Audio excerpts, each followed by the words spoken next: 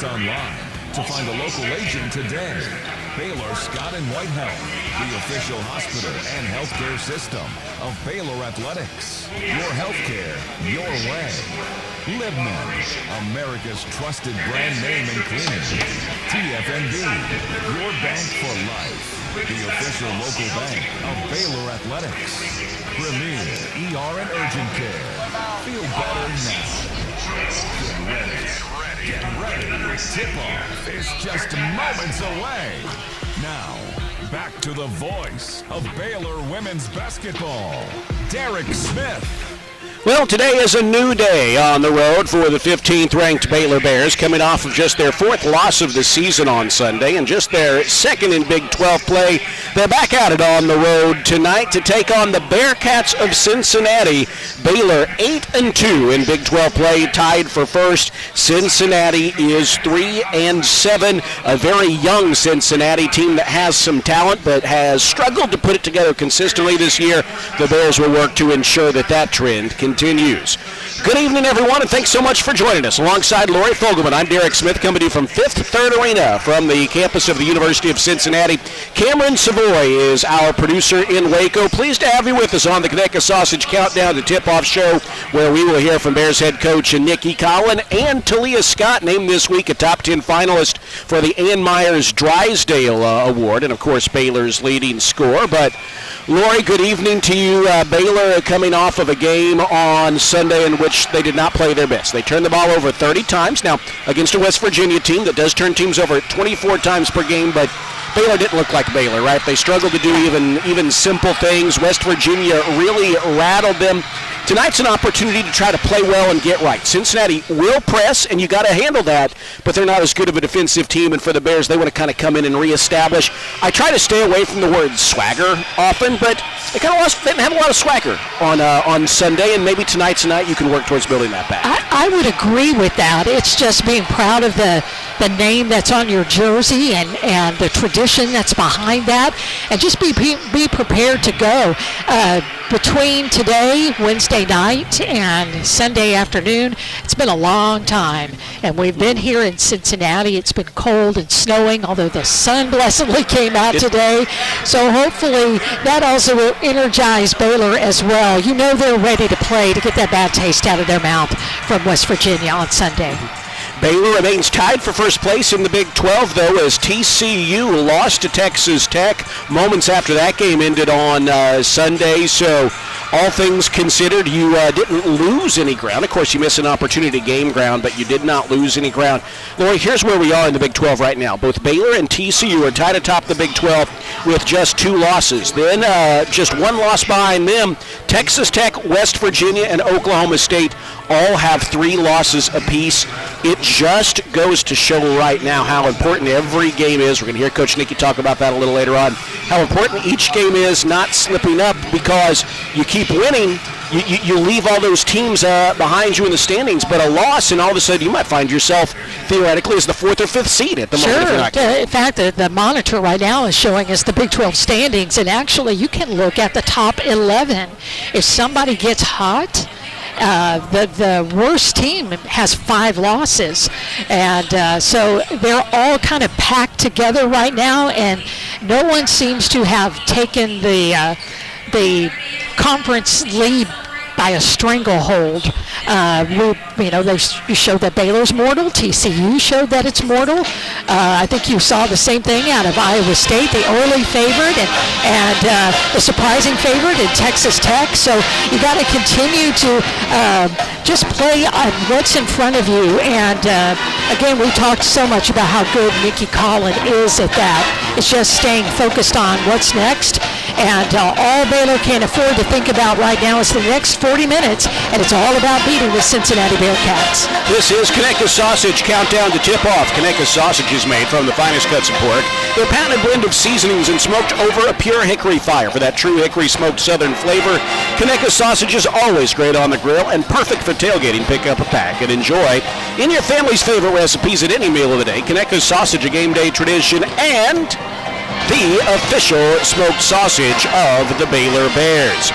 Fans are making their way in here to Fifth Third Arena. This is the 5th all-time matchup, or the 6th all-time matchup, I beg your pardon, between these two programs. Baylor has won the last 4. Cincinnati's only win in the series came in the two programs' first matchup back in 1982 in the WNIT. So it has been 44 years since Cincinnati's defeated Baylor, albeit in a small sample size, but the Bears will try to keep it that way tonight. And Lori, there have been some, in the short rivalry between these two teams in the Big 12, some memorable performances.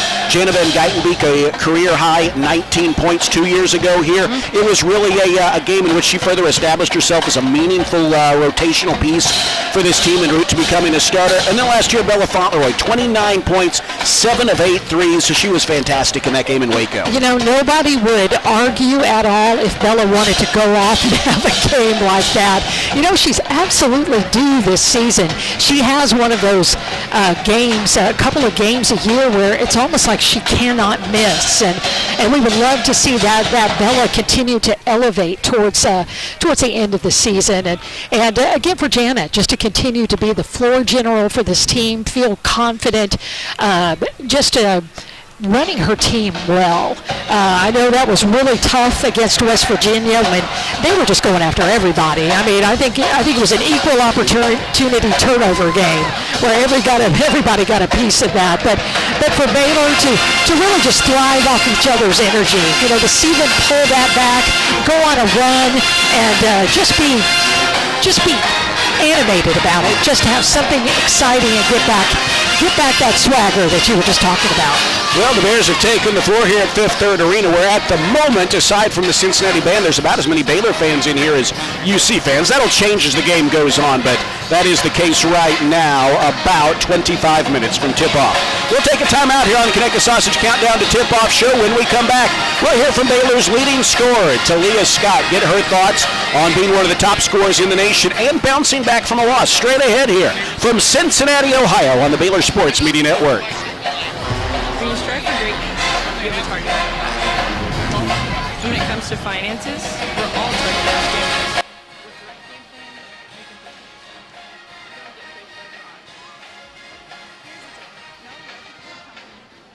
National anthem at 10, okay.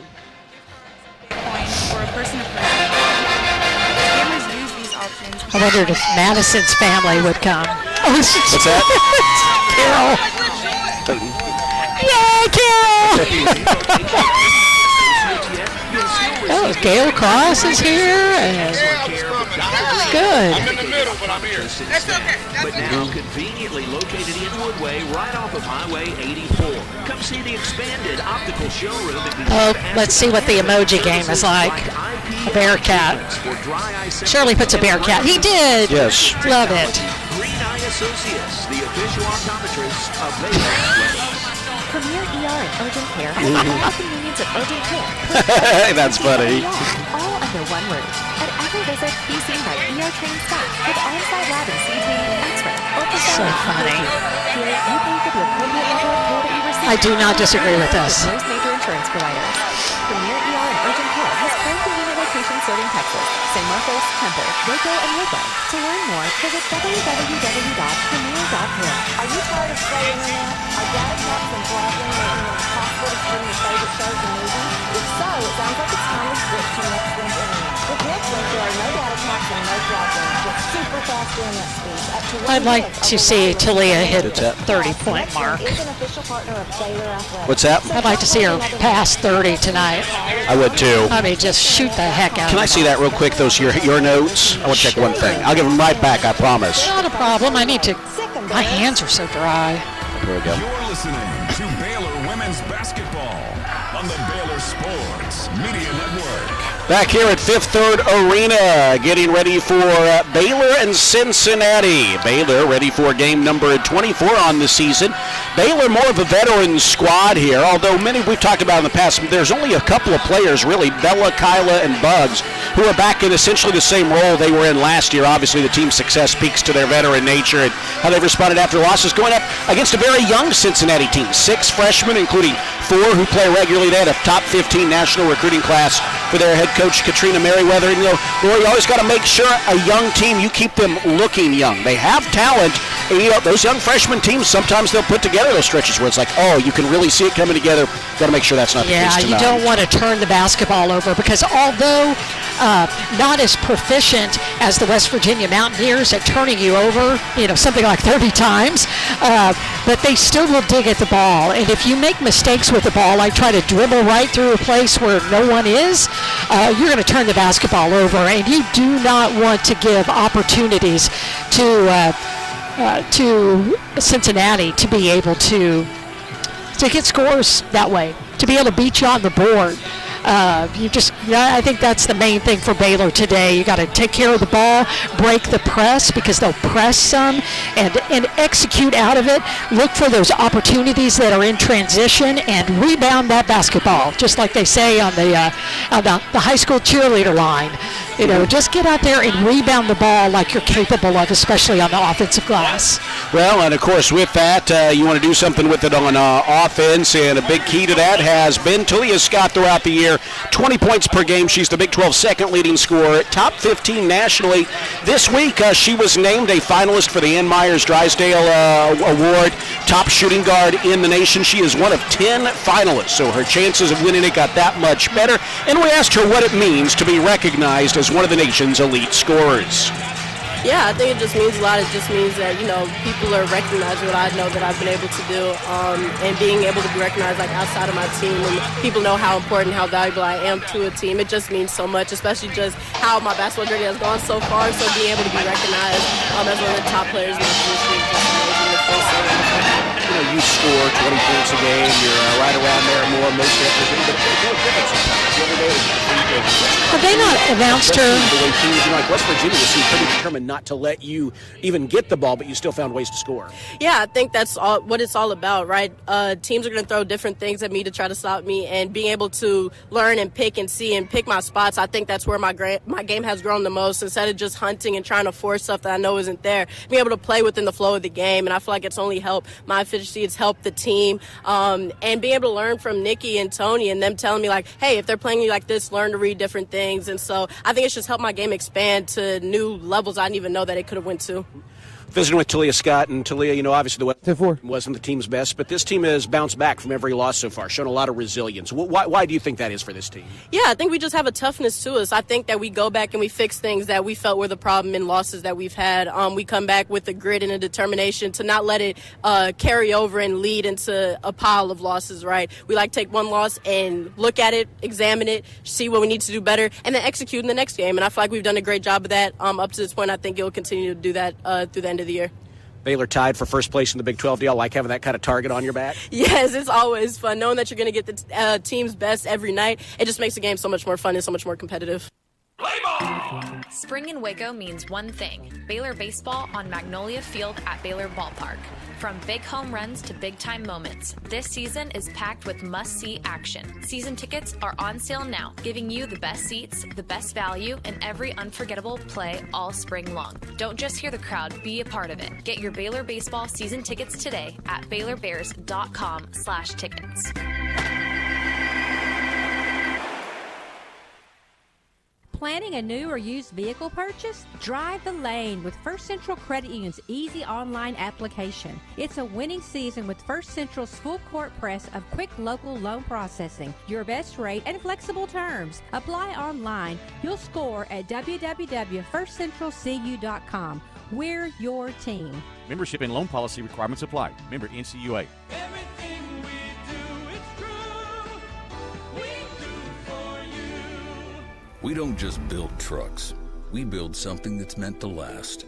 That's why the 2026 Toyota Tundra isn't just built in Texas. It's built by Texas, which means the Tundra is built to tough it out and to take it easy.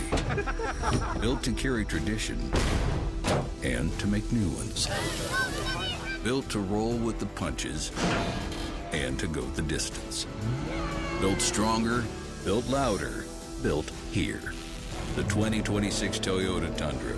Built in Texas, driven everywhere. Test drive at your local Toyota dealer or visit Toyota.com today. Right now, qualified buyers get 2.99% APR financing for 72 months, plus $1,000 of pension cash on a new 2026 Tundra. Toyota, let's go places. Feature availability differs based on trim. See Toyota.com for offer details. Offer available in select states and ends 2/2/26.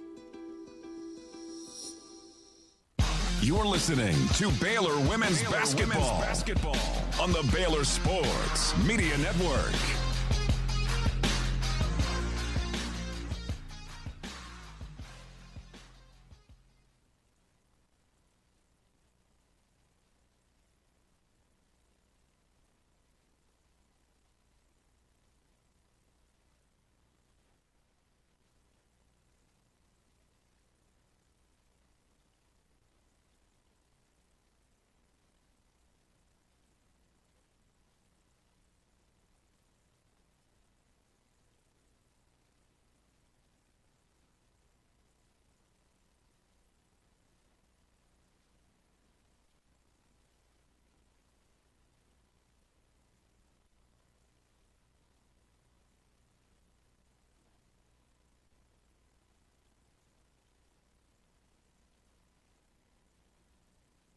Find that every game at youtube.com/Baylor Athletics. Now, Lori, we're starting a little ahead of the men, but we'll try to keep people updated on the men's game tonight against Colorado. Let's see if the men can put together a winning streak after they got it done in West Virginia on Saturday, the day before we got there. Yeah, the big thing about that win was it snapped a 16-game home winning streak for the Mountaineers. And I think maybe that's why the crowd was so salty against the Baylor women when we played the next day. But that was a big win for the Bears. Sports administrator, yeah, all right. Yeah, the whole bit. So hopefully they'll have a good comeback today and get 2 wins in a row. Sounds good.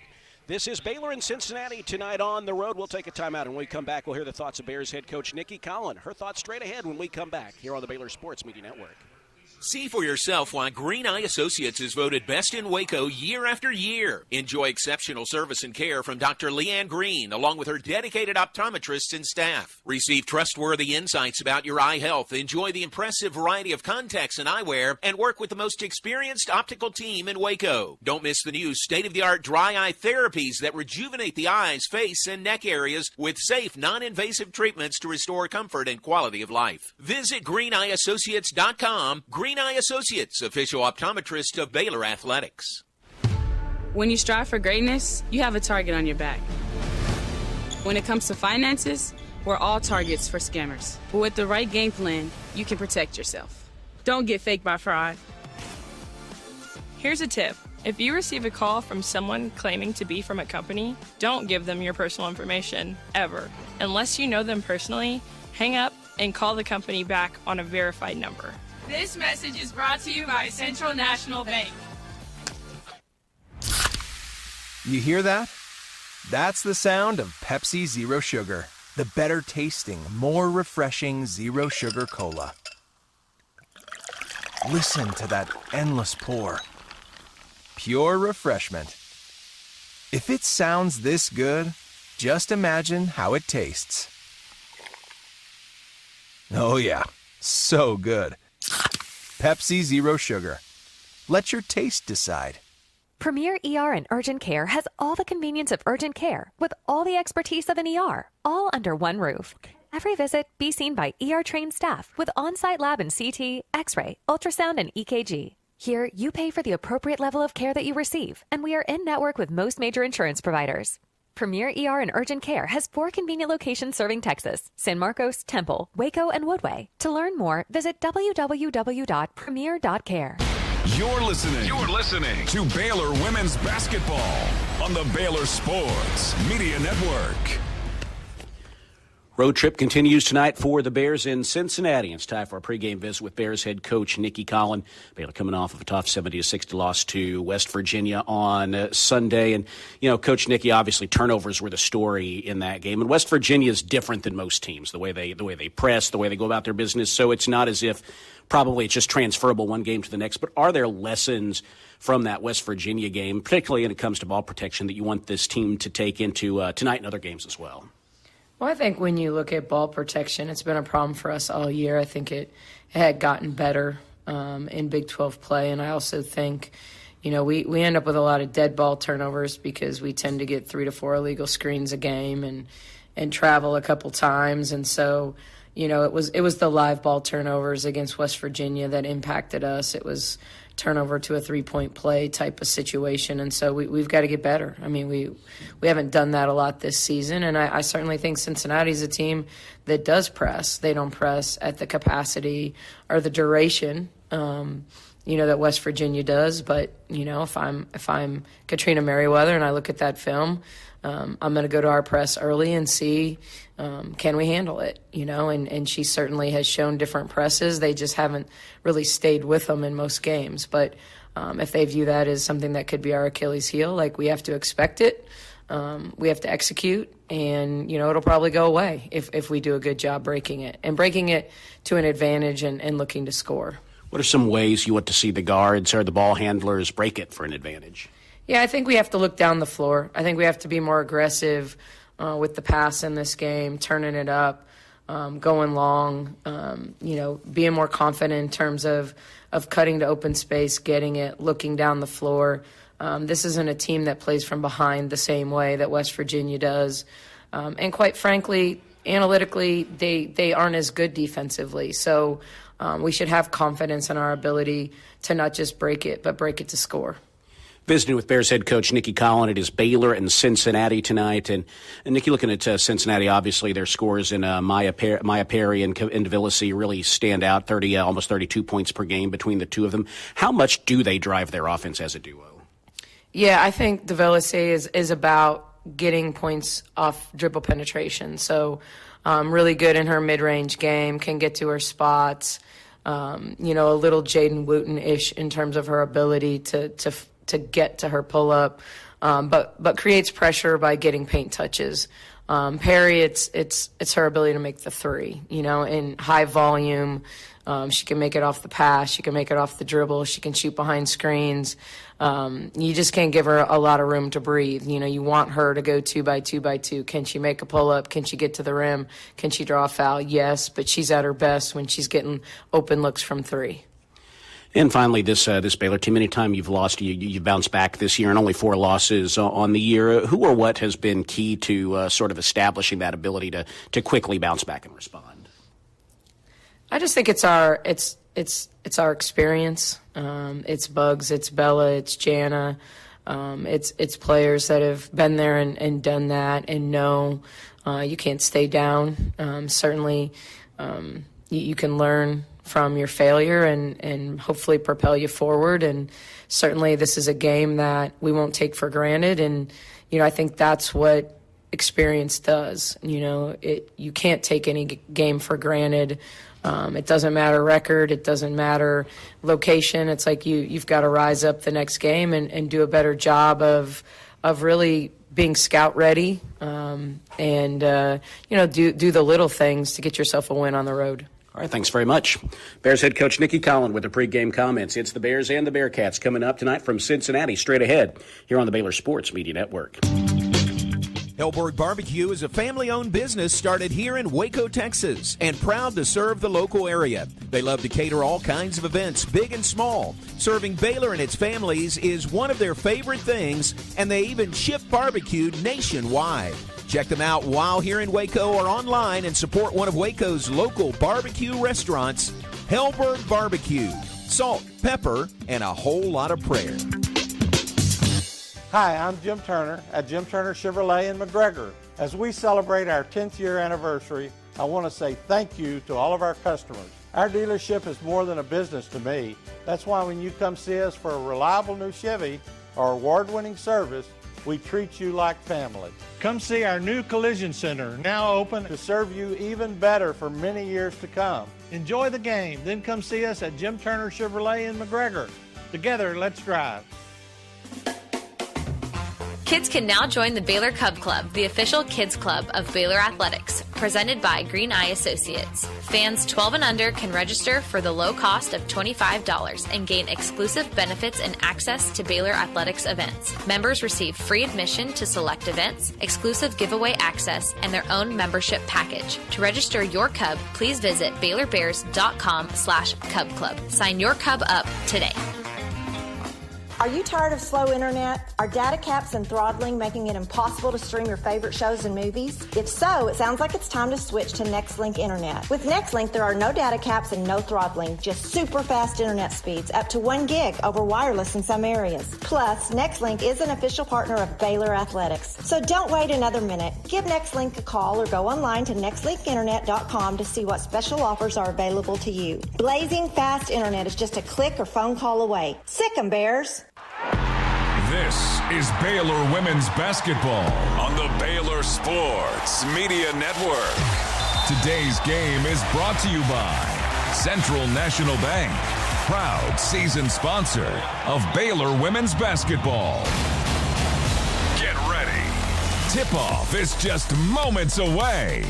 Now, here's the voice of Baylor women's basketball, Derek Smith.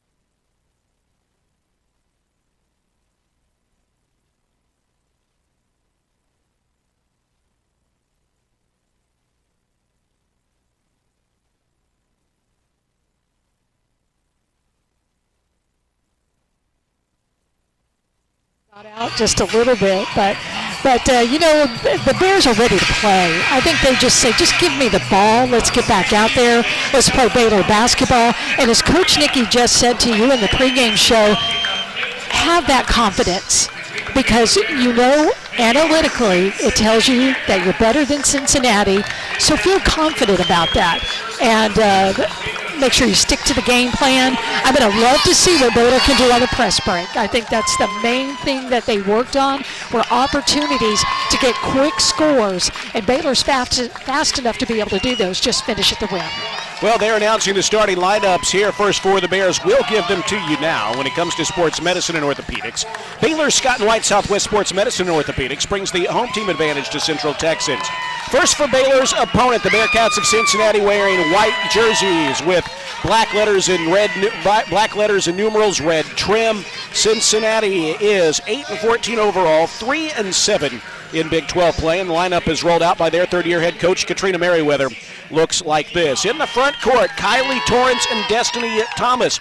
Torrance was listed as a game-time decision, but she's been a key piece for them this year, 7th in the Big 12 in rebounding. She is one of their many talented freshmen in the lineup, 8.5 points, 7.7 rebounds per game.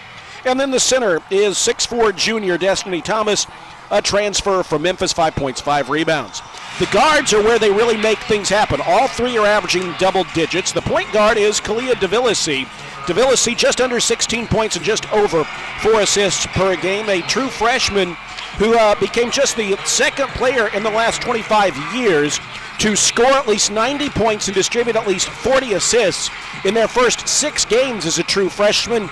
You might have heard of the other player to do it. Her name was Caitlin Clark. So DeVillisi is the point guard, 5'8" freshman out of the Baltimore area. The other guards are Reagan Jackson, a Kennedale, Texas native, 10 points, 2 rebounds per game. And then their leading scorer is Maya Perry, an Ohioan who went to Florida Atlantic but came back here to be closer to home, averaging just under 17 points per game, the 5'11" senior.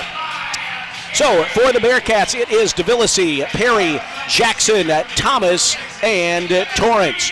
For the Bears, you can probably rattle off the starting lineup with us. The forwards, The seniors, Bella Fauntleroy, Dariana Littlepage Buggs, and Kirsten Johnson. Bella Fauntleroy had a career-high 29 points against Cincinnati last year. She is averaging just a tick under 10 points per game this year. It had hit 9 of 10 free throws on Sunday against West Virginia. Bella Fauntleroy, one of only 6 players in Power 4, averaging a double-double. The Big 12's leading rebounder, 11 points, 10.7 boards per game. And then 6'4" shot blocker Kirsten Johnson is in the middle, 5.2 points, 4.3 rebounds per game. The guards are Jana Van Geitenbeek and Talia Scott. Jana, 7 points, 3 rebounds, 6 assists per game. The 5'7" senior from Greenwood Village, Colorado, Jana Van Geitenbeek, is number 11 in the nation in assists per game. And then Talia Scott, 20.2 points, 2.7 rebounds, and 2.9 assists per game. And again, she was named the Ann Myers Drysdale Award watch list at the beginning of the year. She is now one of 10 finalists remaining. So for the Bears, Van Geitenbeek, Scott, Fauntleroy, Buggs, and KJ. Starting lineups are brought to you by Baylor, Scott and White, Southwest Sports Medicine, and Orthopedics. From injury prevention to enhanced recovery, team up with us to get back in the game. Bears are wearing the anthracite jerseys today with gold letters and numerals, some green trim here on the road. You see Jana Van Geitenbeek out there. She has her career high here on this floor. Bella Fauntleroy has her career high against Cincinnati, and it was a good road appearance here 2 years ago. Let's see if the Bears can close this one out in style and just kind of get the bad taste out of their mouths from Sunday. They did not play their best basketball. It was just an unpleasant environment. People were unpleasant, but it's a new day, and the Bears have a chance to head home with a win. Yeah, and it's and you've got 2/5 of your starting lineup, so that would be 40% of your line or out there right now with their career game right here on this floor. So you hope they have fond memories of playing in this arena, Bella Fauntleroy and Jana Van Geitenbeek, and hopefully they can catch fire again here in this game. It'll be Destiny Thomas and Kirsten Johnson at midcourt for the tip. Officials make their way there. Ball in the air. Cincinnati controls, and we are underway. The Bearcats will begin on offense. Cincinnati 3-7 in Big 12 play. Baylor tied for first at 8-2. DeVillisi, the point guard. One of 2 names you'll hear us say a lot. The other is Maya Perry. Perry takes the feed, flings it inside to Destiny Thomas. Good position, and she reverses it up and in to give Cincinnati the game's first points. Well, Thompson uses that big frame of hers, and she just really cleared out KJ, but a nice reverse to be able to score. Bears on offense for the first time. KJ with a lob beneath the bucket to Buggs. Kick out in the corner. Jana for 3, and she knocks it down. Jana now 16 points away from her career high here in this building of 19 points. We're going to keep an eye on that. Well, the Bears hit their first three-pointer and now have a 3-2 lead. Here's DeVillisi trying to swing it to Perry. Jana got a hand in there and knocked it away. Buggs comes out of there with the steal. Let's see if the Bears can convert the turnover into points. Talia Scott with a crossover dribble. Fires it to Buggs on the baseline. Buggs' pass is, not tipped. She just threw it out of bounds, giving it back to the Bearcats. Got the Bears and the Bearcats tonight. One is a real animal, one is fictional. And it is the Bearcats, the fictional creature, who has the basketball. Here is Jackson, the Texas native, finding Torrance, a freshman. They're going to weave it at the top of the arc. DeVillisi gets downhill. This is what she likes to do, and a good finish. She scoops it off glass with the right hand for 2 to give Cincinnati the lead back at 4-3. Cincinnati's good at some of those screens that just give her space to be able to go in. She's a good finisher. KJ puts the ball on the floor, nearly lost it, got it back, pushed it off the rim, and the rebound tipped around to DeVillisi. She never quite had control there, and the Bearcats control the other way. Here is Perry, lobbing it down low to Thomas. Thomas dribbles, loses it off her leg and out of bounds. Well, back-to-back turnovers on the last 3 possessions between the two teams. Let's see if the Bears can calm it down, trailing by a score of 4-3, not quite 2 minutes into the ball game. Here's Van Geitenbeek finding Buggs and getting it back. Swings it left side to Bella. Jana looks inside at the free throw line to KJ. Swings it outside to Scott. Scott drives baseline and draws the foul. She's good at that. And in this case, it was Kylie Torrance, the 6'2 freshman from High Point, North Carolina, who was hit with the game's first foul. And Talia did the right thing, and that is put the basketball on the floor and move down the baseline. It gives you so many more options. 8:06 to play first quarter. Two teams have both combined to go 3 of 4 from the floor, but have turned it over 3 times as well. Cincinnati twice, Baylor once. Now the officials are taking a look at the clock here. It is 8:07. They put an extra second on the clock here at Fifth Third Arena. Good Baylor crowd on hand here tonight in Cincinnati. Inbound comes to Buggs. She scoops it right wing to Van Geitenbeek. Van Geitenbeek circles beyond the arc. Buggs calls for it and gets it. Looks inside. Kicks it in the corner to Talia Scott. Single digits on the shot clock. Scott back to Buggs. Outside to Van Geitenbeek. With 6 to shoot. With 5. She swings it inside to Buggs. Kick out. Oh, open look at a 3 for Jenna, and she buries it with the shot clock winding down. That's Buggs again getting the basketball to Van Geitenbeek and right in a position where she could catch and shoot quickly because the shot clock was winding down.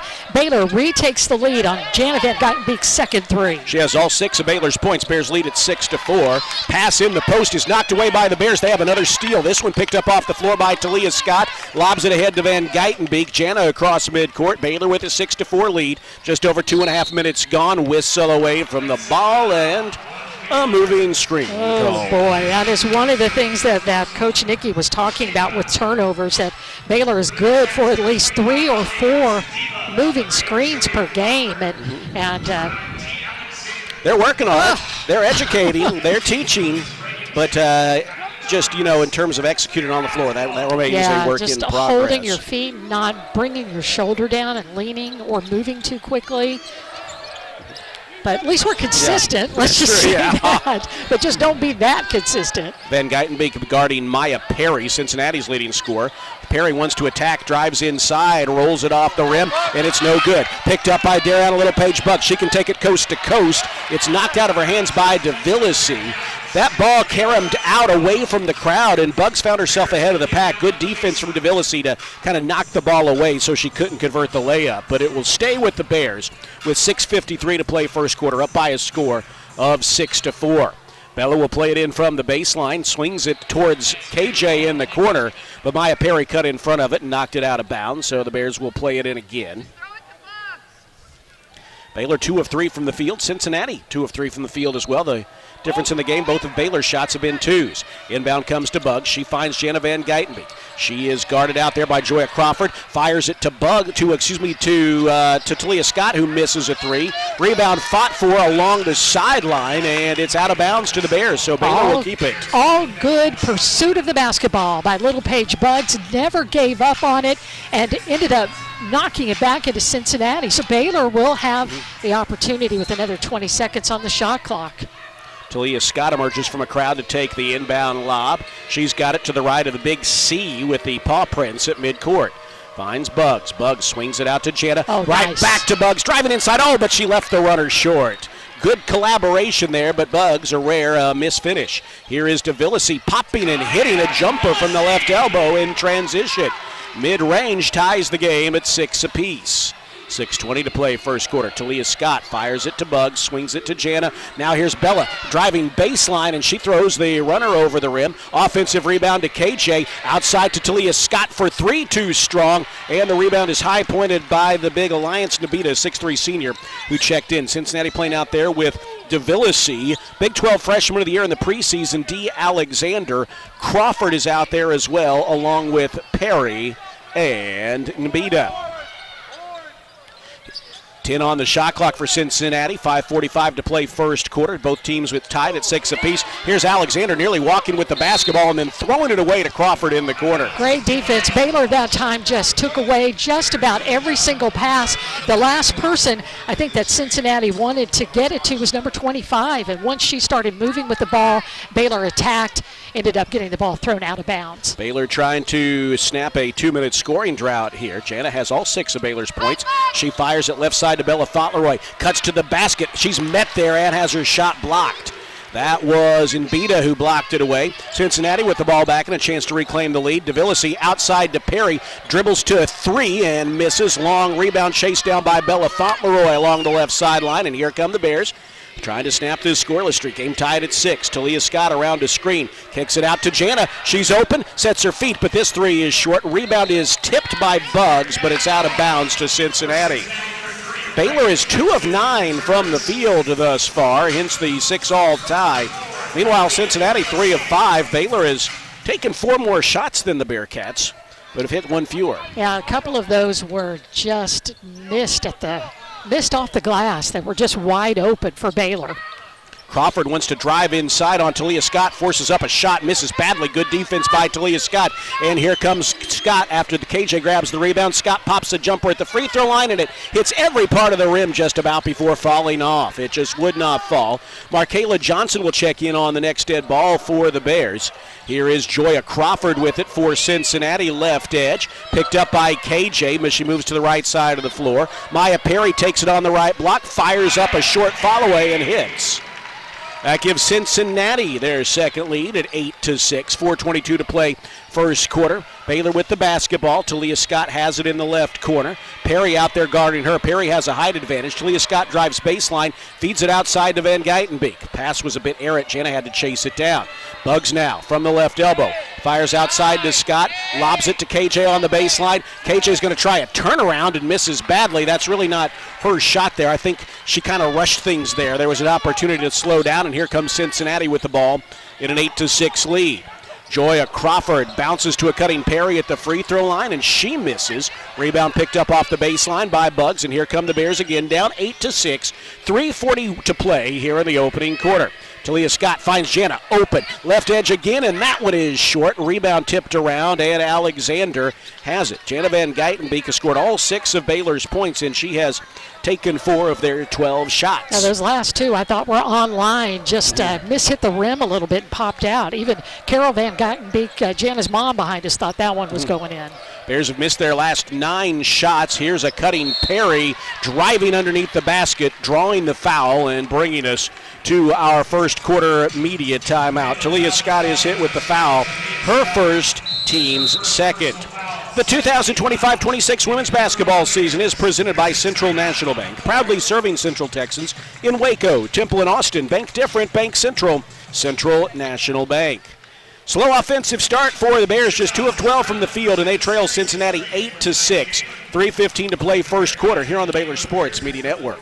Serving Texas since 2007, Magnolia Realty is a full-service brokerage led by expert industry knowledge and a commitment to community. With kindness and integrity at the forefront, every agent is equipped to help you navigate the market and make the real estate journey your own. Whether buying or selling, feel supported with an award-winning agent at your side from first offer to contract and close. Magnolia Realty serves cities including Waco, Dallas, Fort Worth, Austin, San Antonio, Temple. Learn more at magnoliarealty.com. When you strive for greatness, you have a target on your back. When it comes to finances, we're all targets for scammers. But with the right game plan, you can protect yourself. Don't get faked by fraud. Here's a tip. If you get a call saying they're going to lock you in jail for missing jury duty unless you pay a fine, that's fake. Scammers use scare tactics to force you to act without thinking. Just hang up the phone. This message is brought to you by Central National Bank. You're listening to Baylor Women's Basketball on the Baylor Sports Media Network.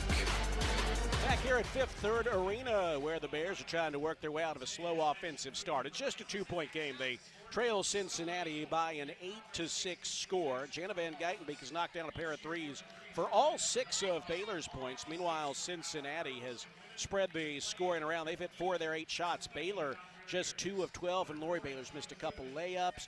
You know, right now, 2 of 6 beyond the arc. They're getting good looks, and they've hit 2 of them, which is the equivalent of hitting 50% from inside the arc. But nonetheless, Baylor just looks like they kind of need to settle in. And I know this is such a nebulous thing to say sometimes, but kind of find their rhythm on offense. Well, I think you're absolutely right. A couple of those shots go in, especially those, the 2 layups that were missed in a row. I think that just put Baylor on its heels just a little bit, made them just a little bit uncomfortable or unsure. And I think the timeout came at a good time to be able to resettle Baylor and get back out there. Now coming back, I think we'll be going to the free throw line, or Maya Perry will. So it's all about making sure if she misses, you pull down that rebound, because you certainly don't want to give Cincinnati extra shots at the basketball. You've gotten them to turn over some, but you know, just been hard for Baylor to do much with those. During the timeout, Kyla Abraham and Markayla Johnson checked in for the Bears, so we will see them here shortly. In the meantime, Laura mentioned that Baylor has a pretty good presence here tonight, and that is in part because our grad assistant, Allie Compton, a first-year grad assistant for the program, and does a great job with video work and coaching this team. She is a native of Terre Haute, Indiana, and she has a lot of family from there and from Frankton, Indiana, which happens to be in the county I grew up in, Lori, just a few miles from my hometown of Anderson. She's got a good crowd here of family members cheering on the Bears. Now, I do have two good friends and a Baylor alum, one of them, Jeremy Butel, here at the game. He and his wife, Mad, are here. So I didn't bring in as many as Allie, but I did bring some down here to cheer on the Bears as Maya Perry hits the first free throw. One more coming, but it is great to have them all here in Cincinnati on the road, giving the Bears a little bit of a home court feel. Perry hits them both to make it 10-6. I didn't get a chance to look back there to see if Sean Mullins' parents were here, but they would be, yes. Yeah, that they drove back from West Virginia to Michigan before they came back here. So great to have them here as well. Baylor back on offense, down 10-6. Talia Scott fires it looking for Kyla Abraham and turns it over. She just zinged that pass in there, and Abraham didn't have a good read on it, and so the Bears' offensive struggles continues. 4 minutes and 49 seconds without a point. The Bearcats have slowly scored the game's last 6. Maya Perry swings it to Bird, who's in for the first time. They also bring big Mary Carden in off the bench. She swings it outside to Reagan Jackson. Jackson to Crawford out there with Perry, Bird, and Carden. Now here is a drive inside. Losing the ball is Crawford. Carden finds it and then banks it up too hard. Rebound to Baylor, and here comes Talia Scott. She picked it up off the floor and then throws it away. Telegraph the pass. Maya Perry cut in front and lays it in. Well, Jana Van Geitenbeek's rest is going to be very brief here as they work to get her back in. Yuting Dunn and Jana Van Geitenbeek will check in. Dunn for the first time. Van Geitenbeek returns. It's a 12-6 Cincinnati lead following that Perry layup off the Baylor turnover. Yeah, it's an 8-0 run while Baylor just has not been able to get much going, turning the basketball over. Here's Yuting Dunn with it. Back to Van Geitenbeek. Jana feeds it in the corner. Dunn will unload a catch-and-shoot three and miss badly. Offensive rebound, though, by Buggs, and that'll break the schneid here as Buggs with the putback makes it 12-8. Yeah, that was a nice offensive rebound and a really comfortable layup for Buggs, and that was incredibly important.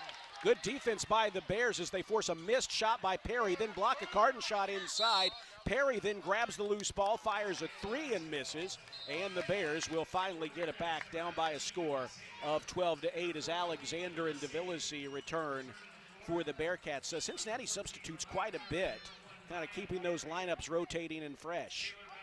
12-8. Baylor trails by 4 here with 1:40 to play in the first quarter. Van Geitenbeek running point, slings it to Buggs. She knifes to the basket, and is called for a travel.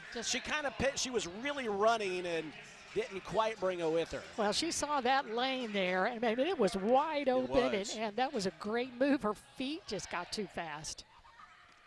Baylor down by a score of 12-8. Just one of their last 11 field goals. 1.5 to play, opening quarter. DeVillesi slows down in the center jump circle. Buggs out there guarding her. She lobs it to Thomas, who's back in. Thomas inside to Alexander, and as the pass tips off her fingertips, Yuting Dunn is called from a foul from behind. Yuting Dunn hit with her first in the team's third. And Cincinnati will play it in from the baseline. Baylor has turned it over 4 times in this slow stretch. They've also turned over Cincinnati a little bit. The Bearcats have turned it over 4 times. Here is the inbound for the Bearcats to Destiny Thomas, who wants to drive inside and leaves it short. Good defense in there by Dunn and Abraham for the Bears. 1:10 to play, first quarter. Jana Van Geitenbeek on the dribble, swings it to Buggs, left edge, sends it back to Dunn. Now Abraham with a minute to play first half. Here is Van Geitenbeek bodied up by DeVillisi. No foul called. That was Thomas, rather. Now Jana picks up the loose ball, knifes inside, hits a cutting Buggs along the baseline for two. Good backdoor cut there by Buggs to drive the baseline and lay it in. Well, great for Jana to be able to pull a little Talia Scott and just wiggle her way through, but also make know what's coming with Buggs from the left side. 38 seconds to play first quarter. 16 to shoot for the Bearcats. Jackson will shoot and miss a three from the right edge. Buggs with another rebound, and here comes Jana pushing the tempo, lobs it down low to Abraham, who's fouled going up for the shot, and she'll go to the free throw line. That will go against Alexander, I believe. Yep, D. Alexander, the Big 12 preseason freshman of the year, who's missed much of the year with injuries. That's her first and the team's second, and it sends Kyla Abraham to the free throw line, where she is converting this season at just a 48% clip. 16 of 33. Let's see if she can knock down the first. It's in and out. She's got one more coming. Maya Perry set to return for Cincinnati. Jana Van Geitenbeek and Coach Nicky discussing the offense in front of us here as Kyla's second free throw is perfect. Perry will check back in for the Bearcats in place of Joya Crawford. So Cincinnati, if they so choose, can play for the first quarter's final shot. Those free throws, the second free throw pulls Baylor within one at 12-11. DeVillisi across midcourt, high on the left sideline. Buggs out there, applying some defense. Now she gets closer and forces her to move. We're down to 13 seconds to play first quarter. DeVillisi around a Thomas screen. Jana picks her up. They fire it to Jackson out left side to Perry. She's going to let a three go with 5 seconds to go and hits it. Here's an inbound from the Bears. Jana will have to let it fly from midcourt. Well, she does not, as the first quarter draws to a close. Well, the Bears hit a real dry spell offensively for about a 6-minute span. They pulled to within one, but then Maya Perry hit a three with 4 seconds to go in the first quarter to push the Cincinnati lead to 15-11. Hey, Bears fans, this basketball season, make Pepsi your go-to game day drink, because it's the only drink for basketball watching. Pepsi, that's what I like, proud partner of Baylor Athletics. At the end of one, our score, Cincinnati 15, Baylor 11 on the Baylor Sports Media Network.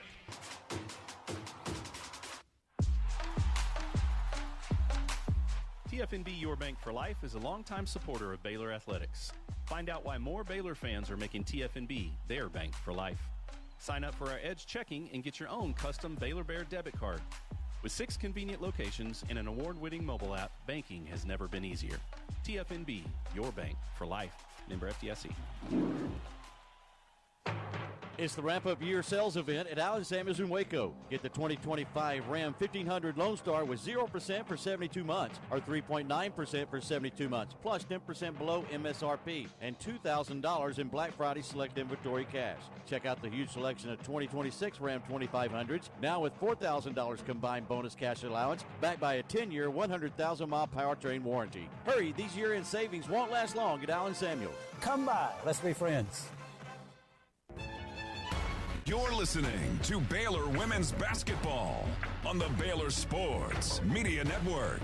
To the second quarter we go. Baylor trails Cincinnati 15-11. Baylor went just 4 of 15 in the first quarter, holding Cincinnati to 6 of 16.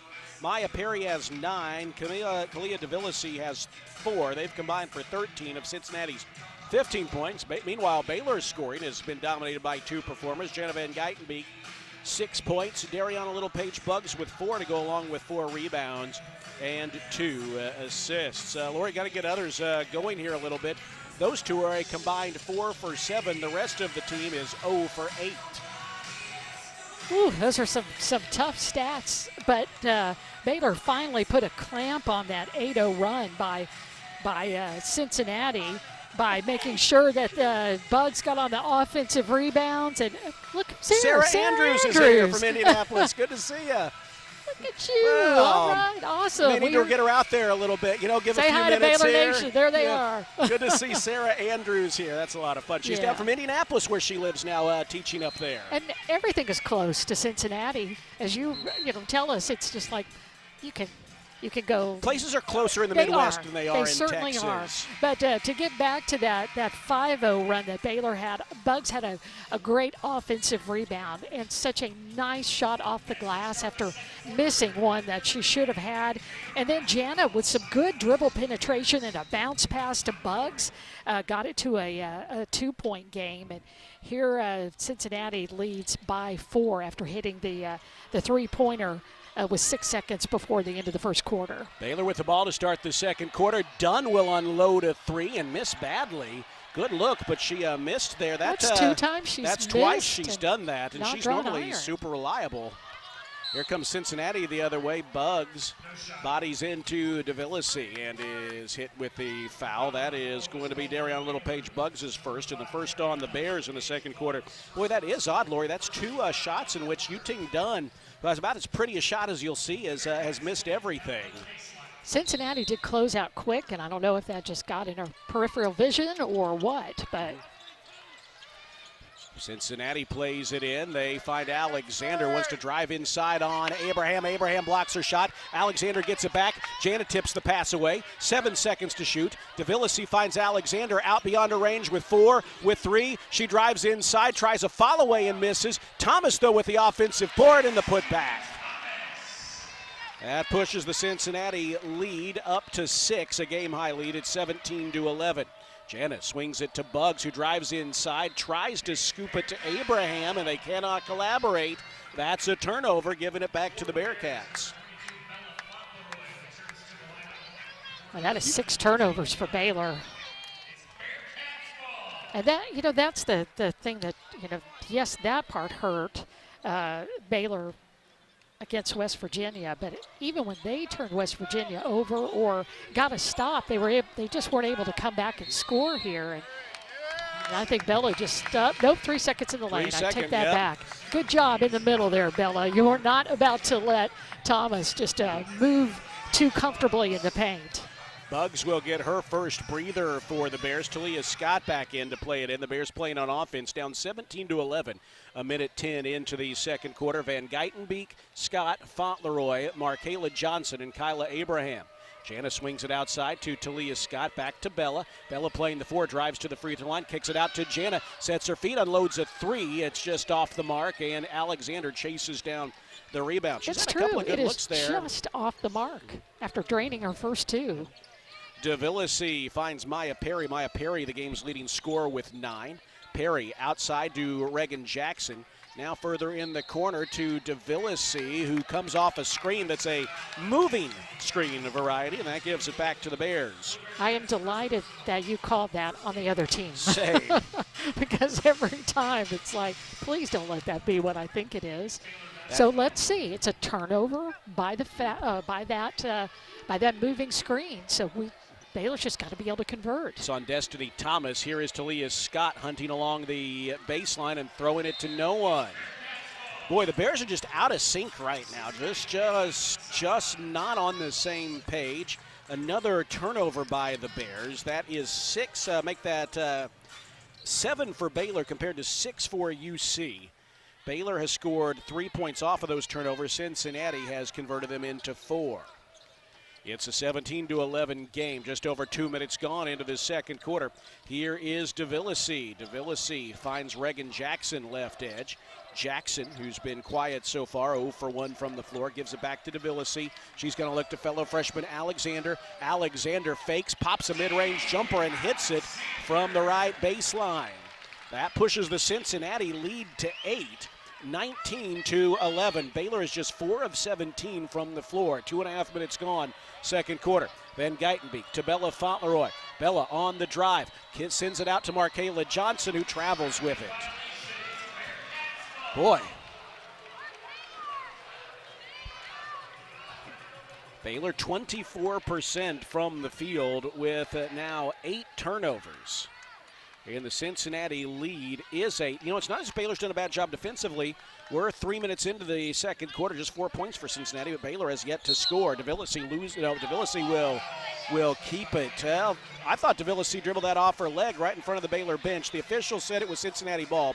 An official may be coming over to discuss. And Michael Mata, Baylor's director of ops, and the Baylor coaches are talking through it there. And it's going to stay with Cincinnati. And I think we're going to have an official review here. We're going to review as requested by Bears head coach Nikki Collin here. You know, right now, just the way this first half has gone, every possession is super valuable. It does. I'm glad to see that, Baylor was adamant about it, that they would take a look at this. Let's look at the replay and see if they'll show it here. It happened right in front of Baylor's bench. I thought it was off of DeVillisi. I did, but I didn't have the best look at it because we're kind of navigating the coaches over here, but we'll see if we can get a look at the replay. Well, Lori, as they take a look at this, well, I think we're in a media timeout, so we're going to take this as well. I'll hold that thought for when we return. The 2025-26 women's basketball season is presented by Central National Bank, proudly serving Central Texans in Waco, Temple, and Austin. Think different. Bank Central, Central National Bank. Media timeout as we have a replay review. Bears trail 19-11, 3 minutes into the second quarter on the Baylor Sports Media Network. Fox Sports Radio, 93.9 K230CK and KRMX HD3 Waco. Bluebonnet Health Services has been caring for Central Texans since 2004. Bluebonnet is locally owned and operated, which allows them the most interaction with patients each and every day, promoting compassionate care and integrity. They provide hands-on attention to their patients through a staff with years of experience. Bluebonnet Health Services provides home health care, supportive care, and hospice. Remember, it's your health, your choice. Ask your doctor for Bluebonnet Health Services. Slam dunk cash with First Central Credit Union. Create a full court press with First Central's free checking that pays you cash back and refunds fees from other banks' ATMs. Enjoy free reward checking and be the MVP of a new cashback season. It's an easy bank shot. Apply online at firstcentralcu.com. We're your team. Everything we do, it's true. We do for you. Eligibility and qualifications apply. Member NCUA. You're listening to Baylor Women's Basketball on the Baylor Sports Media Network. Well, shortly here we will have the result of a replay review. Baylor down 19-11 off to a very slow offensive start. It appeared that Kalia DeVillisi turned the ball over, losing the ball out of bounds in front of the Baylor bench. Officials gave the ball back to Cincinnati. The Baylor bench reacted pretty strongly, and Coach Nicky called for an official review. And it sure looked to us, based on the replay, that it is going to be Baylor basketball, but we'll see. Meanwhile, the official can't make the announcement over the microphone because the video board is playing, but I think this is going Baylor's way based on the reaction of the crowd behind us. So if so, it'll give Baylor a chance to get back going on the offensive end. Yeah, Katrina Merriweather across the way, Cincinnati's head coach, didn't look super happy, so okay, might be about time. There we go. Yeah. They have not they do rule that as a turnover now officially and a steal. So it will be Baylor's basketball. So Coach Nicky's challenge is successful. Lori, not much else on the offensive end has been successful. I hate to say it's just been that way so far. Baylor is 4 of 17 from the field with 8 turnovers. Cincinnati has converted those turnovers into 6 points, which really hasn't been terrible, all things considered. You know, you look, Baylor has not been bad defensively. They've held Cincinnati to 8 made field goals in the first 13 minutes in 20 attempts, but just not doing anything with it at the offensive end. When they haven't turned it over, they've tended to get good looks, but lately they've been missing. Yeah, only a couple of players have scored in this game. Jana Van Geitenbeek has 6 points that she hit in the early going within the first almost 2 minutes and 11 seconds of this game. Since then, she's missed 3, but she leads Baylor scores with 6 points. Little Paige Buggs has 4 that she scored successively for Baylor after missing a couple early. And then Kyla Abraham has 1 free throw. Everybody else, Dunn is 0 for 2. Kirsten Johnson 0 for 2. Bella Fauntleroy also 0 for 2. And Talia Scott 0 for 3. And just been uncomfortable. Even on dribble penetration, just some indecision inside. that just has caused either players to stand or to move when the ball is coming their way, and they've turned into just those live ball turnovers that just make you go, ugh. But let's see after that long turnover if Baylor can just get back to its ways. And if we can see Talia Scott just put one in the hole, that's when she usually catches fire. Yeah, she's missed her first 3 shots. Baylor back on offense. Markayla Johnson has it around his screen. Zings it to Van Geitenbeek. Extra pass in the corner. Good look at a 3 for Talia, but it's off the back rim. No. Fauntleroy tips the rebound back out to the right sideline, and Baylor will get another look at it. Markayla tracks it down. Jana knifes inside, misses. Put back no good by Kyla Abraham, but a foul. Kyla was tracking that ball, and to see her just jump up, catch the ball, not come back down, and put it back up again. She probably could have come back down, but she got a really good look at it. And I think Baylor moved that ball around like they normally do. And you had Talia pop over in the corner, just missed the 3. But let's see what Kyla can do at the free throw line. D. Alexander with the foul, her second, team second. First free throw by Abraham. She got the bounce. One more coming. She has taken all 3 of Baylor's free throws thus far and hit 2 of them. She's got one more coming. Holds the ball on her hip. Now a couple of dribbles. Spins it, shot is up, nice. And she hits them both. Cashes in on both, and it's a 6-point game. Cincinnati Huge. 19, Baylor 13. Every point is huge at this moment, and especially Kyla getting at the free throw line. Here is Maya Perry giving it up top to Torrens, who's back in. Now DeVillisi takes the feed on the right wing, picked up by Markayla Johnson. Good Johnson switch. tracks her as she slings it in the corner. Reagan Jackson takes the feed, unloads a 3, misses everything. Bella Fauntleroy chases down the baseline rebound and gives it off to Jana. Bears down by 6. 3.5 minutes gone in the second quarter. Here's a mid-range jumper, perfect by Jana. She got around his screen and was wide open at the free throw line for the mid-range. Cincinnati lost track of JVG, and she made them pay with one of those Talia Scott-like pull-up jumpers in the lane. DeVillisi back the other way. It's a 4-point game. Bears trail. Maya Perry takes the handoff from Jackson. Markayla Johnson picks her up.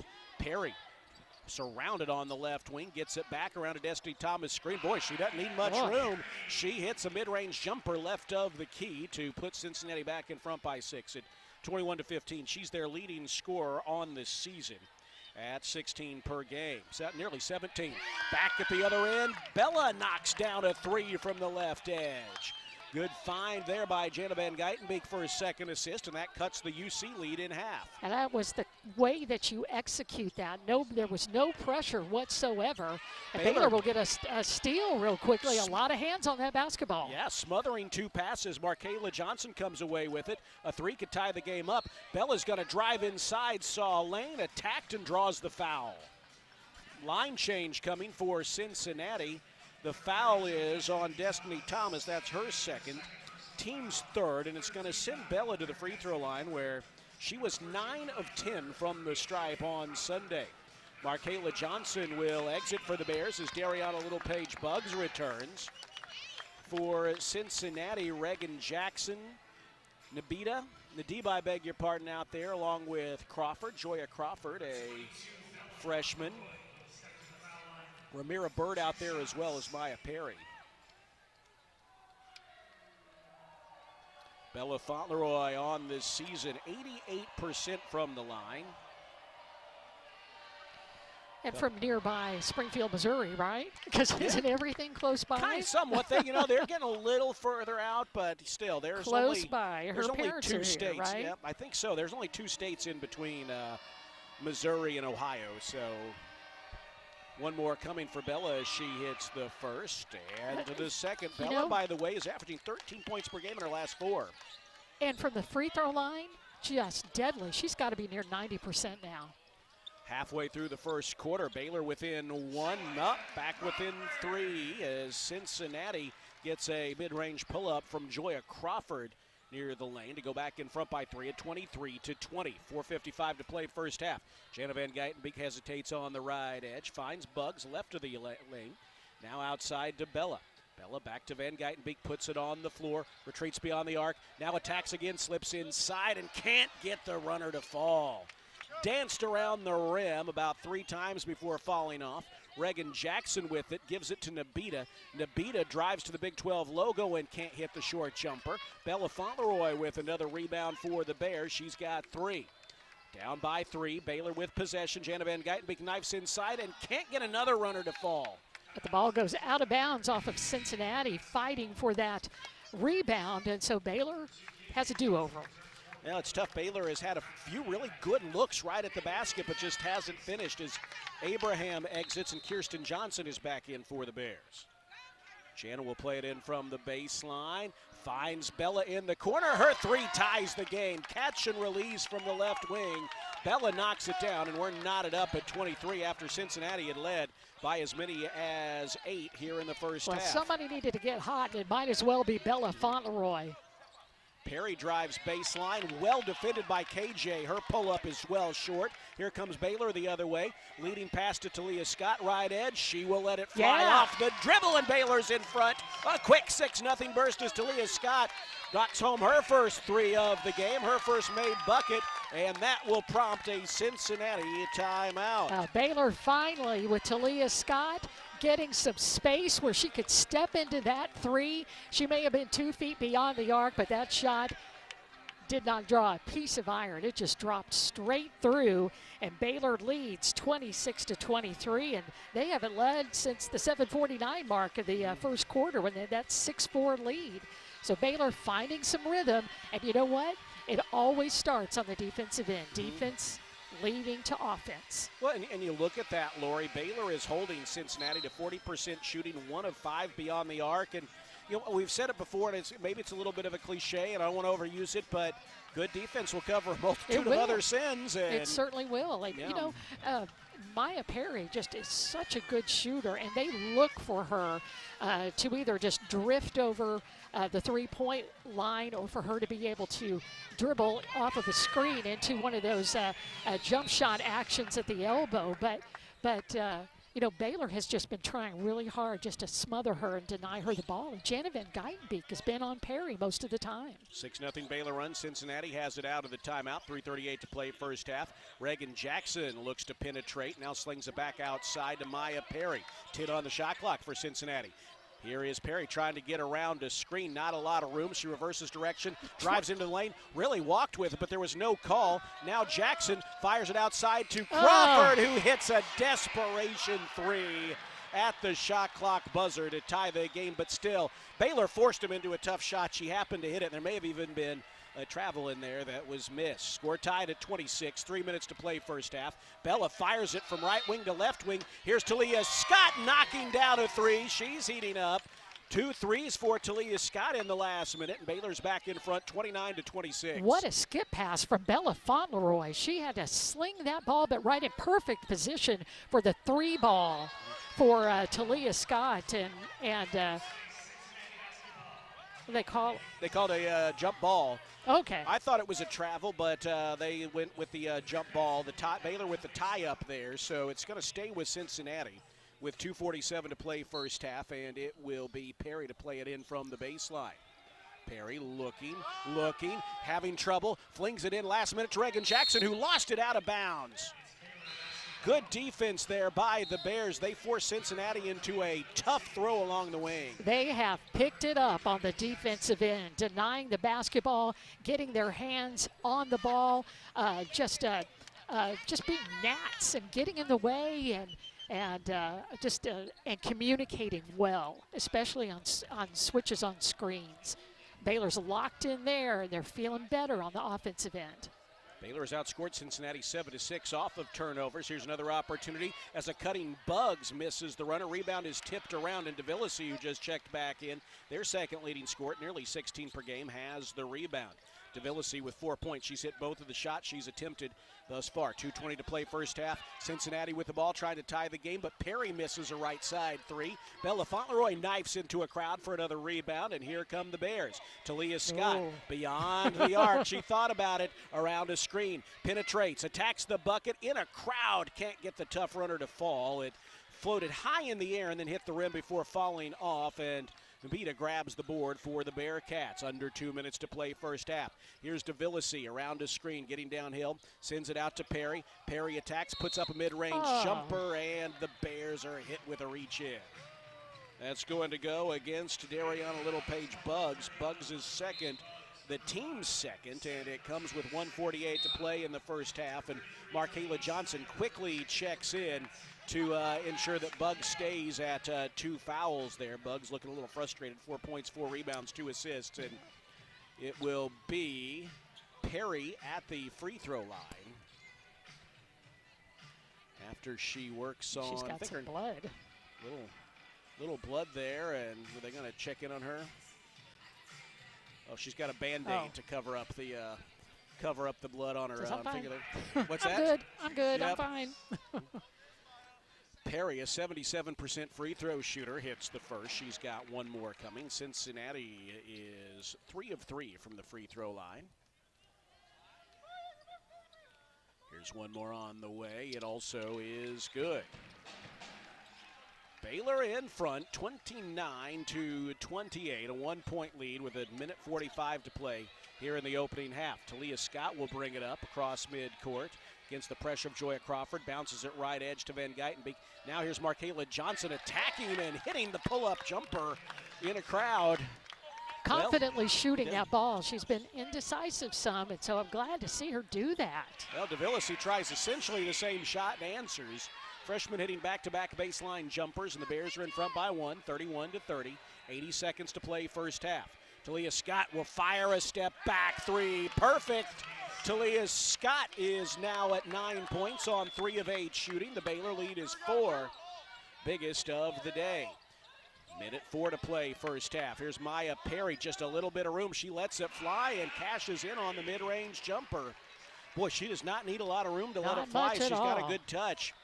Perry has 15 points on 5 of 12 shooting. Under 50 seconds to play first half. The Baylor lead is 2, 34-32. Talia Scott brings it up herself, running the point off the dribble. A heat check 3 is well off the mark, and the rebound is grabbed by the Bearcats. 8 seconds between the clocks, 34 to play opening half.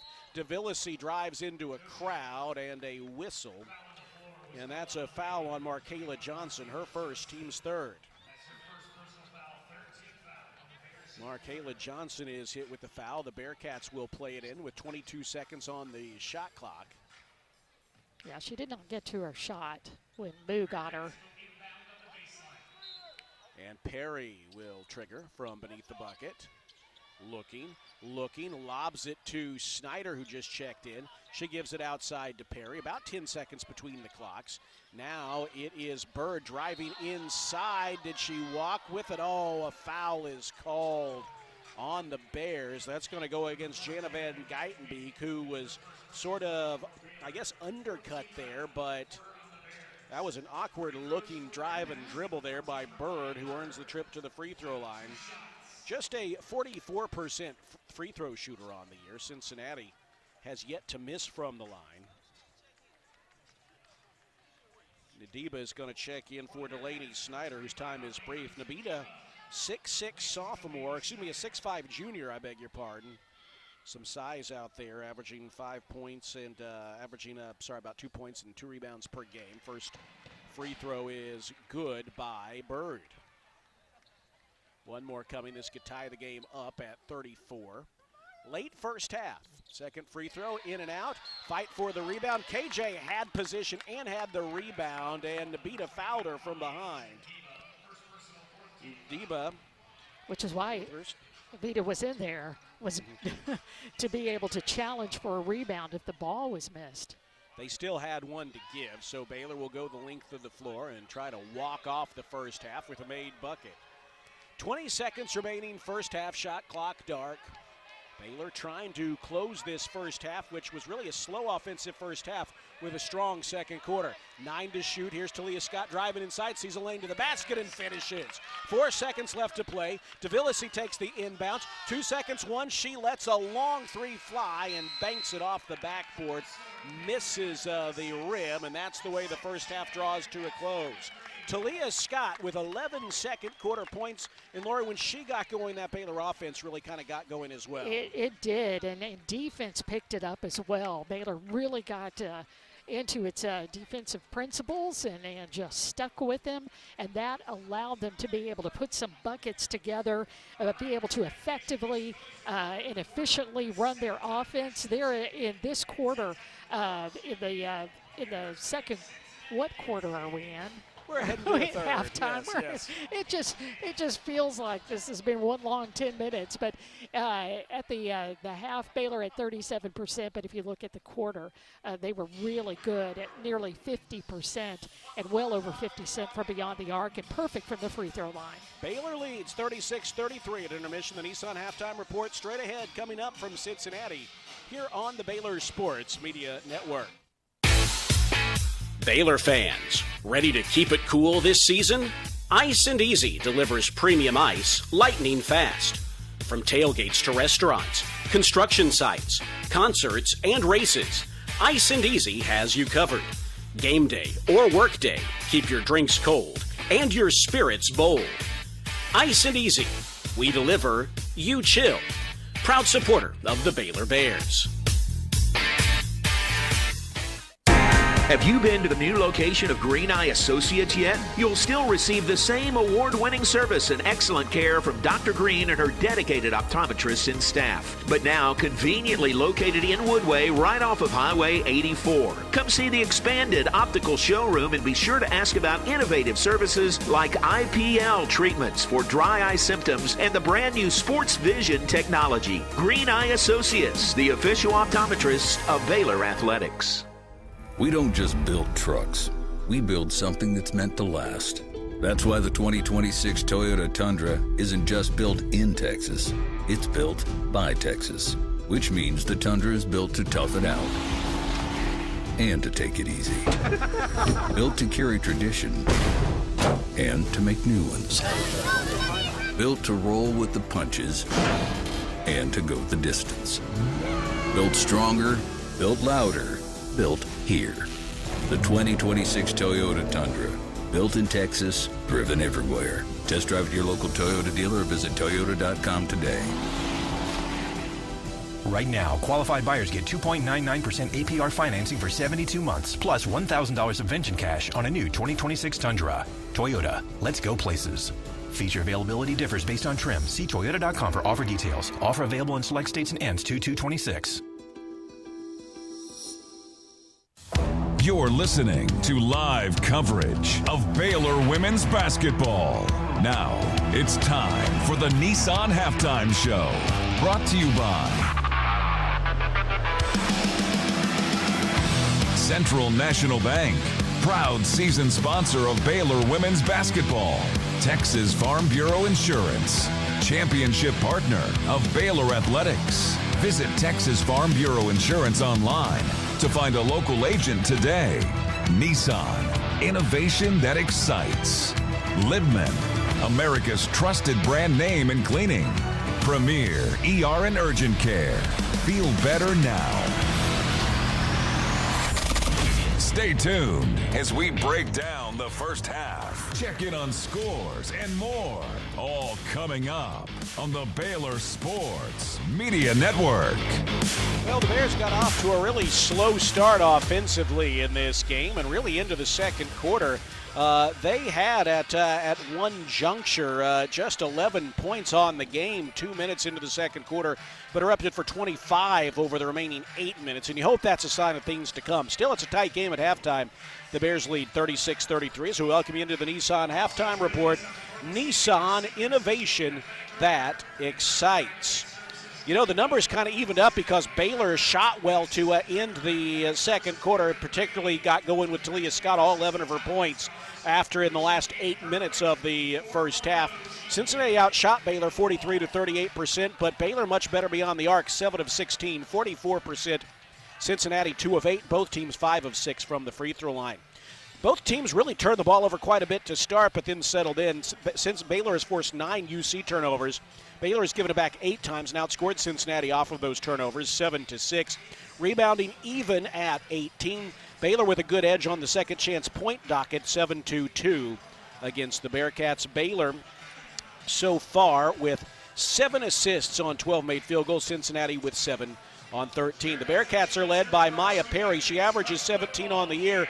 She has 15 in the first half, 5 of 12 shooting. 6 points for Kalia DeVillasi, their second leading scorer on the year at 15 a game, at nearly 16 a game, is their second leading scorer today with 6. 5 for Joya Crawford. No one else for the Bearcats has more than 4. No one has more than 2 assists. Leading rebounder is D. Alexander with 5.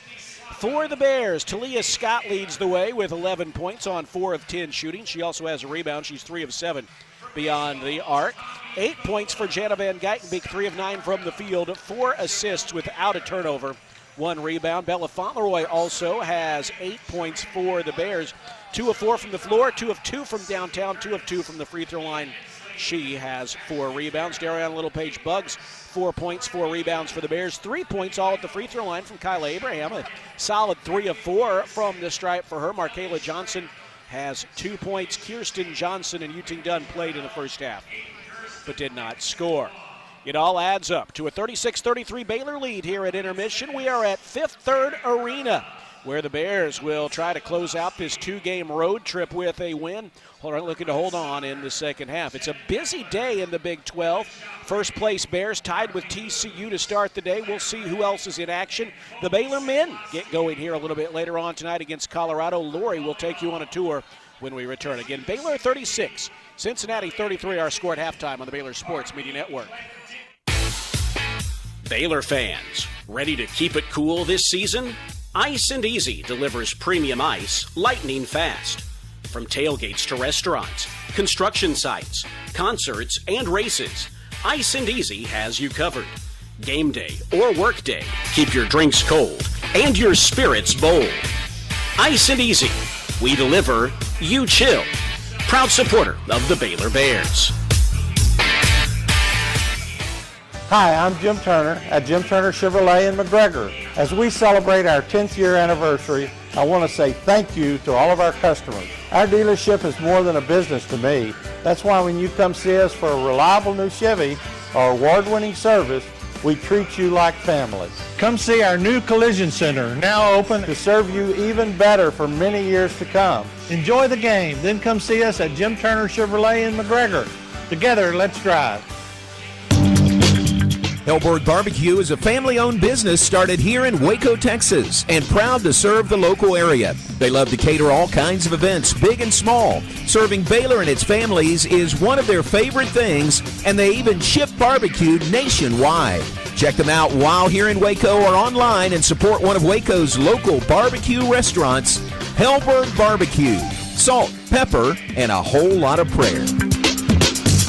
Proudly serving Texas since 2007, Magnolia Realty is a full-service brokerage and a trusted neighbor, bridging expert industry knowledge with integrity and kindness. Known for their award-winning agents, Magnolia Realty understands the dynamics of making the real estate journey your own and the importance of trust from contract to close. You can find their local agents here in Waco and across the state, including in Dallas, Fort Worth, Austin, San Antonio, and Temple. To get connected and learn more, visit magnoliarealty.com. Here's to home. You're listening to Baylor Women's Basketball on the Baylor Sports Media Network.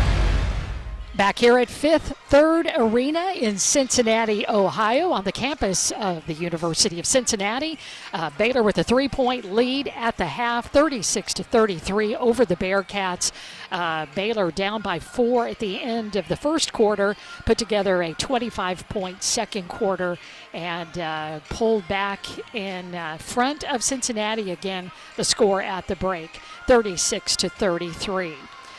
Coming up later on tonight, in about a half an hour, Baylor men's basketball will be home at Foster Pavilion, hoping to win 2 games in a row after they won at West Virginia on Saturday, snapping West Virginia's 16-game home winning streak.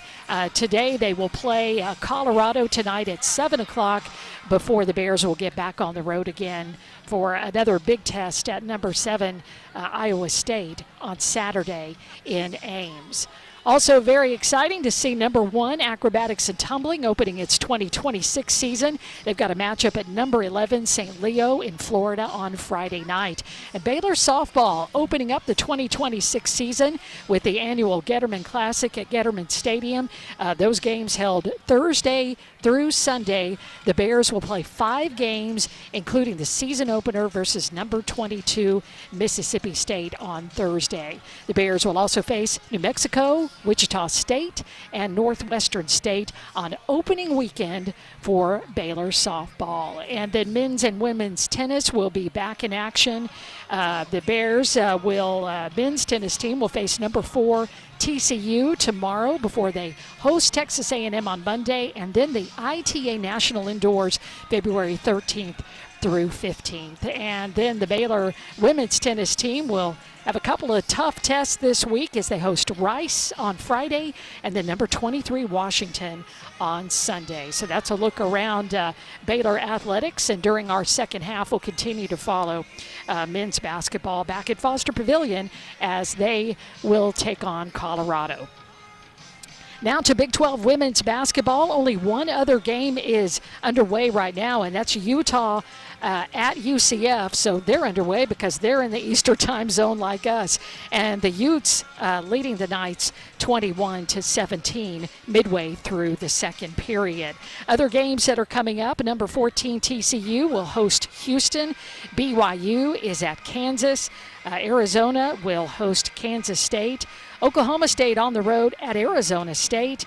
And then number 20, West Virginia, will be visiting Colorado in Boulder coming up at 9 o'clock tonight. As we look real quickly at the standings, Derek just talked about these a moment ago, but it's Baylor and TCU tied at the top for first place with 8-2 records.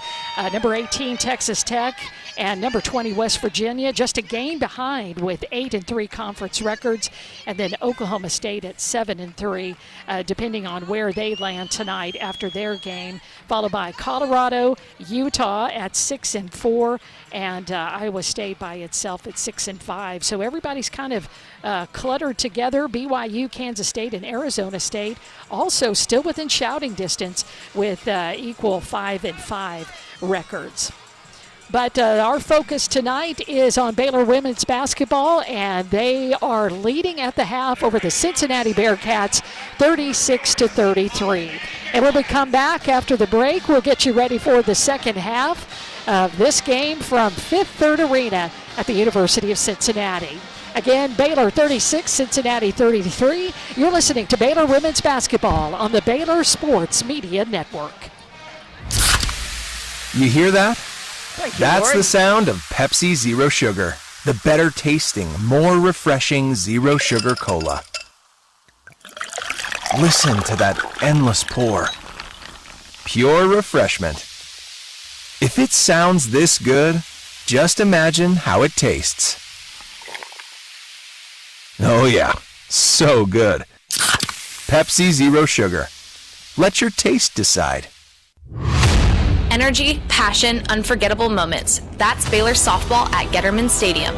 From walk-off wins to jaw-dropping defense, this team delivers excitement every time they take the field. And season tickets put you right in the middle of it. Lock in your seat for every pitch, every rally, and every big moment this spring. Season tickets guarantee your spot for marquee matchups against Texas, Texas A&M, and more. Get your Baylor softball season tickets now at BaylorBears.com/tickets. Are you tired of slow internet? Are data caps and throttling making it impossible to stream your favorite shows and movies? If so, it sounds like it's time to switch to NextLink Internet. With NextLink, there are no data caps and no throttling, just super fast internet speeds, up to 1 gig over wireless in some areas. Plus, NextLink is an official partner of Baylor Athletics. So don't wait another minute. Give NextLink a call or go online to nextlinkinternet.com to see what special offers are available to you. Blazing fast internet is just a click or phone call away. Sick 'em, Bears! Kids can now join the Baylor Cub Club, the official kids club of Baylor Athletics, presented by Green Eye Associates. Fans 12 and under can register for the low cost of $25 and gain exclusive benefits and access to Baylor Athletics events. Members receive free admission to select events, exclusive giveaway access, and their own membership package. To register your Cub, please visit BaylorBears.com/Cub Club. Sign your Cub up today. You've been listening to the Nissan Halftime Show on the Baylor Sports Media Network. Brought to you by TFNB, the official local bank of Baylor Athletics. Texas Farm Bureau Insurance, championship partner of Baylor Athletics. Visit Texas Farm Bureau Insurance online to find a local agent today. Nissan, innovation that excites. Libman, America's trusted brand name in cleaning. Premier ER and Urgent Care. Feel better now. Stay tuned as we get set for the second half action with the Baylor Bears as we rejoin Derek Smith live from Courtside, bringing you the second half of action and more. All coming up on the Baylor Sports Media Network. Back here at Cincinnati, where we're just about ready to start the third quarter. Baylor with a 3-point lead, 36-33. After trailing by as many as 8 points in the first half, they really got it going in the second quarter. It was a slow start for the Bears, who, you know, again, looking at the way that the difference between the two quarters, Baylor was just 4 of 15 in the first, but 8 of 17 in the second quarter. Baylor was stuck at 11 points with 3 minutes gone just about in the second quarter and finished with 36. So they finished strong, and now they'll try to literally finish strong in this game over the next 20 minutes as they begin on offense. Original starters are out there for both teams. Baylor with the ball up by 3.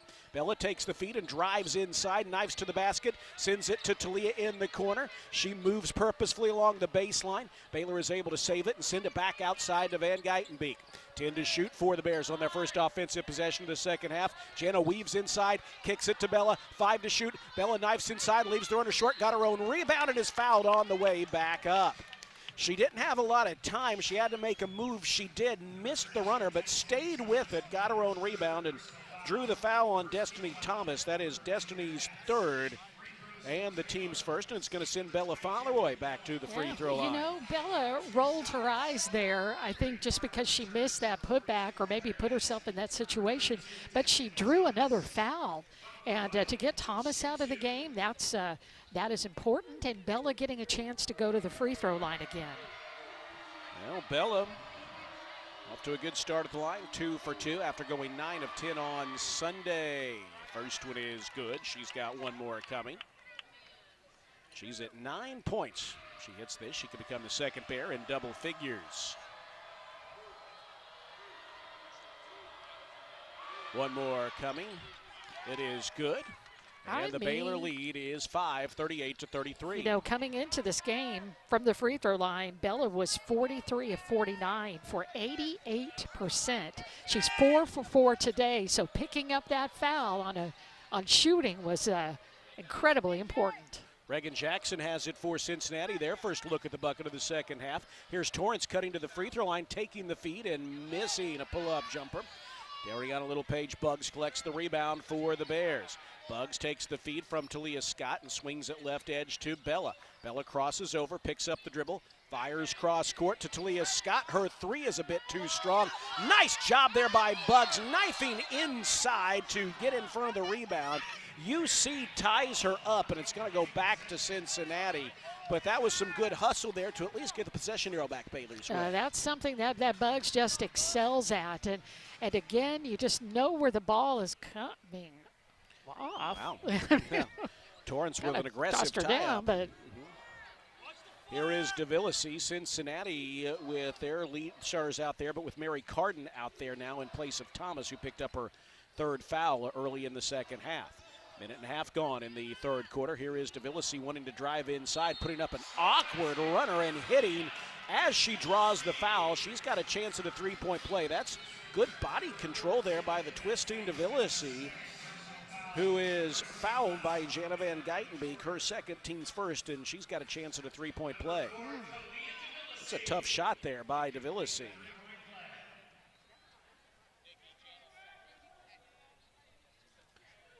DeVillesi, 77% from the line, and she cashes in here. Cutting the Baylor lead to 2 at 38-36, 90 seconds into the third quarter. Here is Jana Van Geitenbeek, middle of the floor. Talia Scott looking for the basketball, but Jana's going to move to the left edge. 15 seconds gone in this possession. Now Jana calls for Talia Scott to come her way. Looks like some real confusion setting things up. Bug sends it out to Talia, thought about a three, gives it to Bella. Quick catch and shoot three is too strong. Weak side board to Torrance. UC with possession, down by 2. 2 minutes gone, third quarter. Baylor on the defensive end. Maya Perry takes the feed. She'll dribble into the left corner, let a three fly, airballs the backing up three there, and KJ grabs the rebound, gives it off to Talia Scott. Scott attacking, popping and missing the mid-range pull-up jumper, and Carden tips it to DeVillesi. She's off and running, lobs it down low to Torrance. Torrance can't finish in close. A tough shot, good defense by the Bears. KJ with another rebound. I think Bella Bugs pulled that one down, shouldn't she? Oh, beg your pardon. Bella has it on the I'll make right sure. side, outside to KJ, now to Jana. Well, they give it to Bugs. Well, yeah, that's what I thought. Bugs had it, and she's tied Nina Davis for 6th all-time. Bugs takes the feed inside, fakes the defender off her feet, and draws the foul. That is Kylie Torrance's second, team second. Bella took a little pop there on the head. It was inadvertent, but did nonetheless. And she's going to walk it off. Bella and Bugs just, they get pounded out there a lot. And let me say this once again, Bugs with that rebound. She's now tied Nina Davis, one of Baylor's all-time greats, at number 6 for career rebounds. So next one that Bugs pulls down after she hits that first free throw, that's the most important thing right now. She will surpass Nina for 6th all-time in rebounding. Well, next up in Bugs' sights will be Nalissa Smith. That's quite a name to be associated with. One more coming for Bugs, and it is good. She hit them both. The Bears are up by 4 at 40-36. Baylor's good from the free throw line today. They are 9 of 10. Here is DeVillesi with it on the left edge. DeVillesi around a screen, attacks, gets downhill, nearly walks with it, finds Torrance knifing to the basket, and she finishes strong with the right hand, knifing, angling to the bucket from the left wing. That cuts the Baylor lead in half at 40-38. Here's Van Geitenbeek around a screen, attacking, slipping to the basket. Oh, and she can't quite finish. Rebound tipped around by Torrance, and it ends up in the hand of DeVillesi. Boy, Baylor has had several good moves to the basket. They get inside, but just haven't quite been able to finish tonight as Reagan Jackson circles around the lane, and at the free throw line, she's sandwiched. Foul is called on KJ. That's her second, team's second, and they'll play it in from the sideline as Joya Crawford prepares to check in for the Bearcats in place of DeVillesi. Perry, top of the arc, right wing for the Bearcats, will play it in. 6:36 to play, third quarter. Baylor up by 2. Cincinnati with the ball. Inbound to Crawford. Crawford moves to the middle of the floor and angles to the right edge. Bounces it through the legs of Carden, actually Snyder, and the Bears pick it up and steal it. That is Dariana Littlepage Bugs giving it to Van Geitenbeek. Chance to push the lead to 2 possessions. Here's a pass from Jana to KJ, knifing to the basket. They're going to say the foul was on the floor. She hit the runner, but the foul occurred on the floor, and Lori had an okay angle at that, and I think that was an okay call. But I was screened. Yes. So I stand corrected. Nonetheless, if they want to give Baylor the NBA-style continuation, we'll take that. Foul on Joya Crawford is her first, and the third on the Bearcats. And the Bears will play it in from the baseline with 6:20 to play, third quarter. Delaney Snyder is talking to the official. Snyder is 6'6" sophomore. And KJ are whacking around just a little bit. Here's Jana off the inbounds, firing a three, knocks it down. Yeah. Jana with her third three of the day. 30 seconds ago, Jana Van Geitenbeek was calling for that ball, and Baylor took one extra pass to get to her, but she nails that three, her third of the game. Bugs hits the floor on the defensive end, no call. Crawford unloads a three behind the screen left side and hits it to cut the Baylor lead right back to 2 at 43-41. 4 minutes gone in the second quarter as Markayla Johnson ready to return for the Bears. She had 2 first-half points off the bench for Baylor. Jana in some trouble, finds a cutting Bugs. Bugs knifes inside and earns the foul there. That is on Joya Crawford, her second, team's fourth. Bugs absorbs some contact, and she's in a little bit of pain. Markayla Johnson checks in for her as Ramira Bird returns for Cincinnati. This has been a close game mostly throughout at the moment, just a 2-point edge for the Bears, 43-41 with 5:44 to play. Johnson swings it into Bella, further outside, left side to Jana. Jana moves right with the dribble, now angles back left, hopping beyond the arc, giving it to KJ, getting it back, 10 on the shot clock. Jana around a screen, lobs it down low. KJ cuts to the basket, but misses the layup.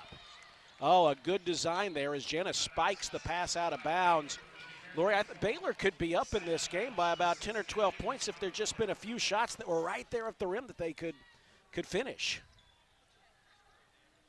Perry to play it in for the Bearcats. It remains a 2-point game. That stings too because that was a good collaboration there. It was just that perfect execution and just waiting and being very patient with the basketball. Markayla Johnson called for a foul, getting tangled up at the top of the arc as Cincinnati was looking to pass. Just about halfway through the third quarter, 43-41. Baylor shooting just 33% from the field. Cincinnati 44%, but one area the Bears have been good at tonight, three-point shooting, 42% from downtown, 8 of 19. Here's Crawford with it, taking the inbound, bouncing to the right edge, a few feet beyond the arc. Picks up her dribble, having some trouble, has to give it off to Bird, and then Bird gives it back to her. Single digits on the shot clock, 5 to shoot, 4 to shoot. Bird off the dribble, unloads a 3 and misses. Snyder keeps the rebound alive. It pinballs around on the floor. UC falls on it and calls a timeout. That was Joya Crawford knifing in a crowd, diving on the ball and smothering it, then getting a timeout call from the sideline and bringing us to our third quarter media timeout. That is the second timeout called by Cincinnati. The 2025-26 women's basketball season is presented by Central National Bank, proudly serving Central Texans in Waco, Temple, and Austin. Bank different, Bank Central, Central National Bank. Bears by 2, 43-41, 4:53 to play third quarter here on the Baylor Sports Media Network. When you strive for greatness, you have a target on your back. When it comes to finances, we're all targets for scammers. But with the right game plan, you can protect yourself. Don't get faked by fraud. Here's a tip. Don't buy from social media ads unless the ad is from a verified company. When you click those ads, you open yourself up to fraud. If it seems too good to be true, it almost always is. This message is brought to you by Central National Bank. At Magnolia Realty, award-winning agents set the bar for professionalism and excellence. Whether you're looking to buy or sell, Magnolia's full-service brokerage will guide you through every step of the process with expert industry knowledge. Their agents are fully invested in learning your story and customizing the real estate experience to suit your stage of life. Magnolia Realty has been serving cities across Texas since 2007, including Waco, Dallas, Fort Worth, Austin, San Antonio, and Temple. To get connected or learn more, visit magnoliarealty.com. You're listening to Baylor Women's Basketball on the Baylor Sports Media Network.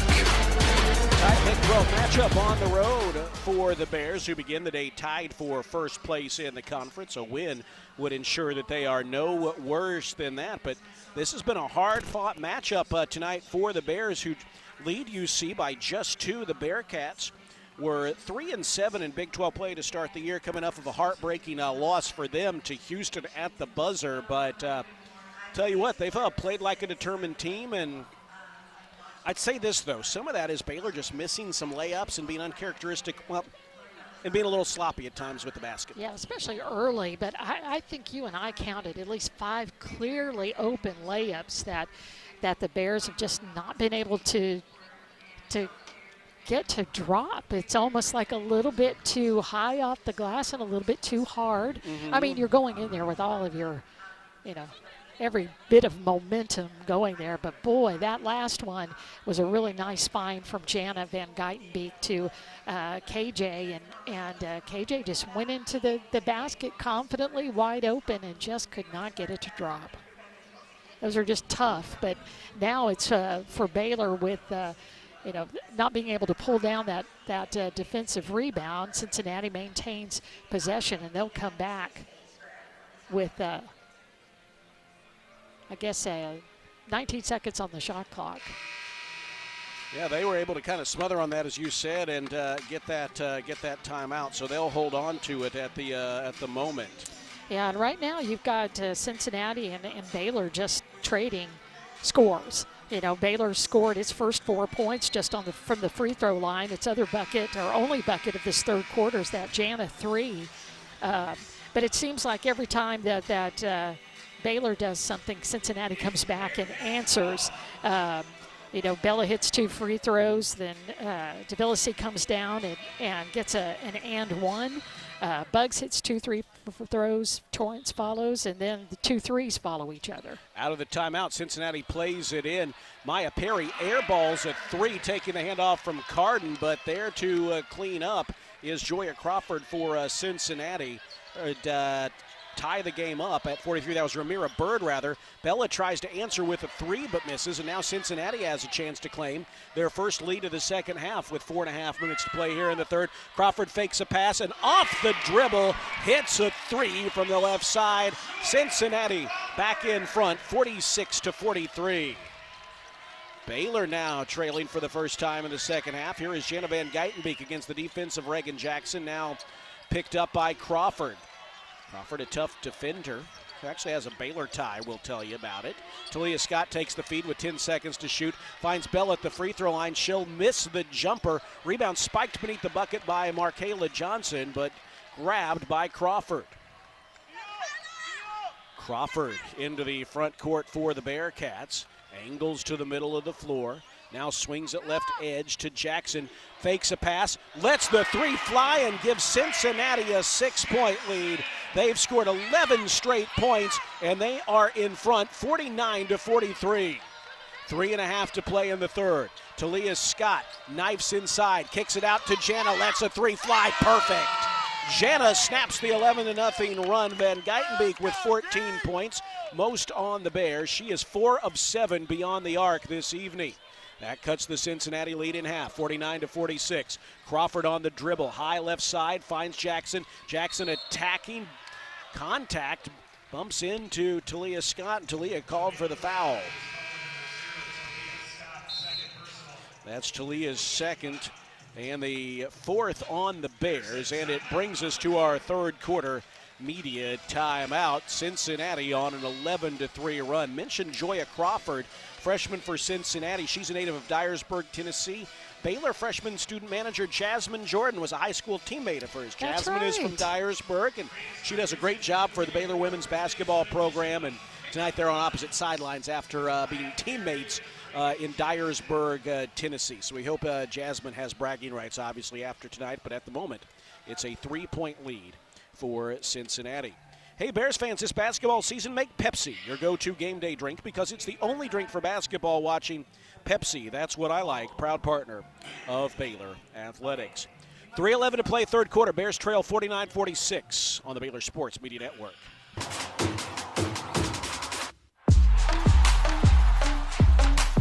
TFNB Your Bank for Life is a longtime supporter of Baylor Athletics. Find out why more Baylor fans are making TFNB their bank for life. Sign up for our Edge checking and get your own custom Baylor Bear debit card. With 6 convenient locations and an award-winning mobile app, banking has never been easier. TFNB, your bank for life. Member FDIC. You hear that? That's the sound of Pepsi Zero Sugar, the better tasting, more refreshing Zero Sugar Cola. Listen to that endless pour. Pure refreshment. If it sounds this good, just imagine how it tastes. Oh yeah, so good. Pepsi Zero Sugar. Let your taste decide. You're listening to Baylor Women's Basketball on the Baylor Sports Media Network. Back at Fifth Third Arena in Cincinnati, where the Bears trail the home team 49-46. Baylor's found themselves in a dogfight this evening. Cincinnati has some talented young freshmen. They've struggled this year, although they do have a win against Iowa State. Iowa State was number 11 at the time. That kind of came after Baylor really kind of started their free fall. But Cincinnati has done a solid job tonight, shooting 46% from the field, holding Baylor to 33%. Baylor's saving grace really has been strong shooting from downtown, 9 of 21, and good free throw shooting at 9 of 10 from the free throw line. Still, Lori, Cincinnati has scored 11 of the game's last 14 points, and the Bears really kind of need to find a way to stop these trends from the way they've been going. Yeah, because that was a quick scoring burst, as you mentioned, just over, about 2 minutes and 15 seconds. And that 11-0 run, during that time, 3 of their 4 baskets were from beyond the arc. And I mean, those just dropped through. But the good thing, Baylor did not just settle on its heels, and they were able to close that run on another Jana 3. But now, after the foul, Cincinnati back on offense to inbound to the side of their basket. 3:11 to play in the third. Bears trail by 3 as Cincinnati looks to play it in. Tight defense by the Bears, and Kyla Abraham knocks the little handoff to Torrance out of bounds. It'll stay with the Bearcats. And Perry will move closer to the corner to play it in. Lobs it to Carden, takes the handoff, and he finds a little bit of room off the screen, and she knocks down the jumper. 17 points now for Maya Perry, 6 of 15 from the field. Cincinnati lead is back to 5, 51-46. Here is Bella Fauntleroy swinging it across to Talia Scott. Looks for some room, drives to the baseline, and she's fouled. Knocked hard to the floor, and she is in some pain as she is helped up by Bella Fauntleroy. Big Mary Carden called for the foul. That's Carden's first, and that is the 5th on the Bearcats. Baylor shooting the penalty is Talia Scott. The top free throw shooter in the Big 12 goes back to the free throw line. She'll shoot a pair. Bearcats have scored 13 of the last 16 in this game, and hence the Bears have found themselves in a dogfight. First free throw is good. Baylor scored just 11 first quarter points, then kind of got back on track in the second, 25 points, but it's been a quiet third again. 11 third quarter points to Cincinnati's 18. Second free throw rattles home. They had to get these. Now to see if Baylor can get a stop. Talia has 13 points, one of 3 Bears in double figures. Joya Crawford puts it on the floor, crosses over, swings it outside to DeVillasi, drives baseline, puts up a runner in a crowd, and earns the trip to the free throw line. Markayla Johnson is called for the foul there. Markayla is hit with her third, and that's the 5th on the Bears. So both teams shoot the penalty for the remaining 158 seconds of the third quarter.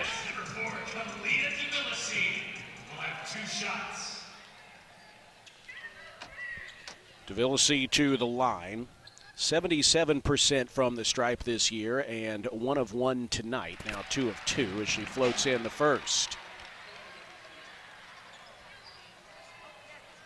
DeVillasi, a freshman, averaging just under 16 a game. Second free throw is up, too strong. A rebound knocked around, and Talia Scott's able to chase it down along the right side. Well, yeah, that's a break. Let's see if Baylor could do something with it. 4-point Cincinnati lead. Baylor with the basketball. Markayla Johnson feeds Kyla Abraham. Swings it right edge to Van Geitenbeek. Van Geitenbeek to the key. Knifes inside and finishes with the left hand. Maybe that will be the key to getting Baylor to finishing there. Jana Van Geitenbeek with 16 points, cutting the Cincinnati lead in half. Jana with 16 points here on the floor, where she set her career high of 19 2 years ago. DeVillasi with it for the Bearcats. 2 minutes to play third quarter. DeVillasi around a Perry screen, angles around the right edge, feeds it to Torrance in the corner. Torrance puts it on the floor, back to DeVillasi. Down low she goes to Big Carden. Carden tries to bang her way inside on Abraham and rolls it over the side of the rim and in. Carden averaging just 1.4 points per game, but She takes up some space down there in the post, and she finishes there. Just under 100 seconds to play in the third. Here's Talia Scott. Catch, shoot, and hit the three. She's got 16 points, and that cuts the Bearcat lead to 1. Minute 25 to play in the third quarter. Dariana Littlepage-Buggs prepares to check in. She's got 6 points and 7 rebounds. Crawford takes the pass outside, right side, dribbles into the corner, gives it up to Perry. Perry, the game's leading scorer with 17 points, dances around the arc, knifes inside, gets in close, and can't quite get the runner to fall. Rebound knocked out of bounds, and it's going to stay with Cincinnati. Are you sure? I'm not sure, but they give it to the Bearcats. Here's a, no, that's not a look. That's just a look at Carden finishing for the Bears. Darian Littlepage-Buggs back in from our Kayla Johnson. Okay. Again, that's a cross from us, so I thought Bello had the inside track, but. Perry looking to play it in, and the Bears are called for a foul there in the scrum. Bella Fauntleroy hit with that, her first, and Baylor over the limit. Both teams over the limit here in the third quarter, and that's going to send Cincinnati to the line. Yep, that's going to give them 2 free throws. Yep. Right? Yep. Torrance, a 61% shooter. Bella Fauntleroy discussing things with Coach Nikki Collin in front of us as Torrance goes to the line. It's a 54-53 ball game. Cincinnati up by 1 late third quarter. Torrance's first free throw too strong. One more is coming for the freshman from High Point, North Carolina. All right, rebound. Yeah. Again. Here's one more coming. It's short. Rebound engulfed by Buggs in a crowd. Contested there, but she smothered it. What you need from Buggs, she can pull down the biggest rebounds. Minute to play here in the third quarter. Baylor down by 1 after both free throws are missed. Here's Talia Scott with it left edge. She lets the three fly. No good. Rebound grabbed by Carden. She gives it ahead to DeVillisi. Knifes inside, misses the runner. Rebound knocked out of bounds to Baylor. This time it's going back Baylor's way with 42.4 seconds to play here in the third.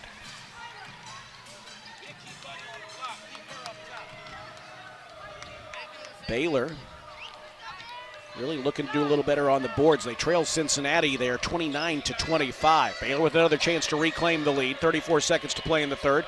Talia Scott slings it outside to Fauntleroy. Finds Kyla Abraham, who misses the mid-range jumper left of the lane. Dariana Littlepage-Buggs with another offensive rebound. Here's an extra pass. Jana Van Geitenbeek for 3. Cashes in. Matches her career high here on this floor with 19 points. More importantly at the moment, gives Baylor the lead, 56-54.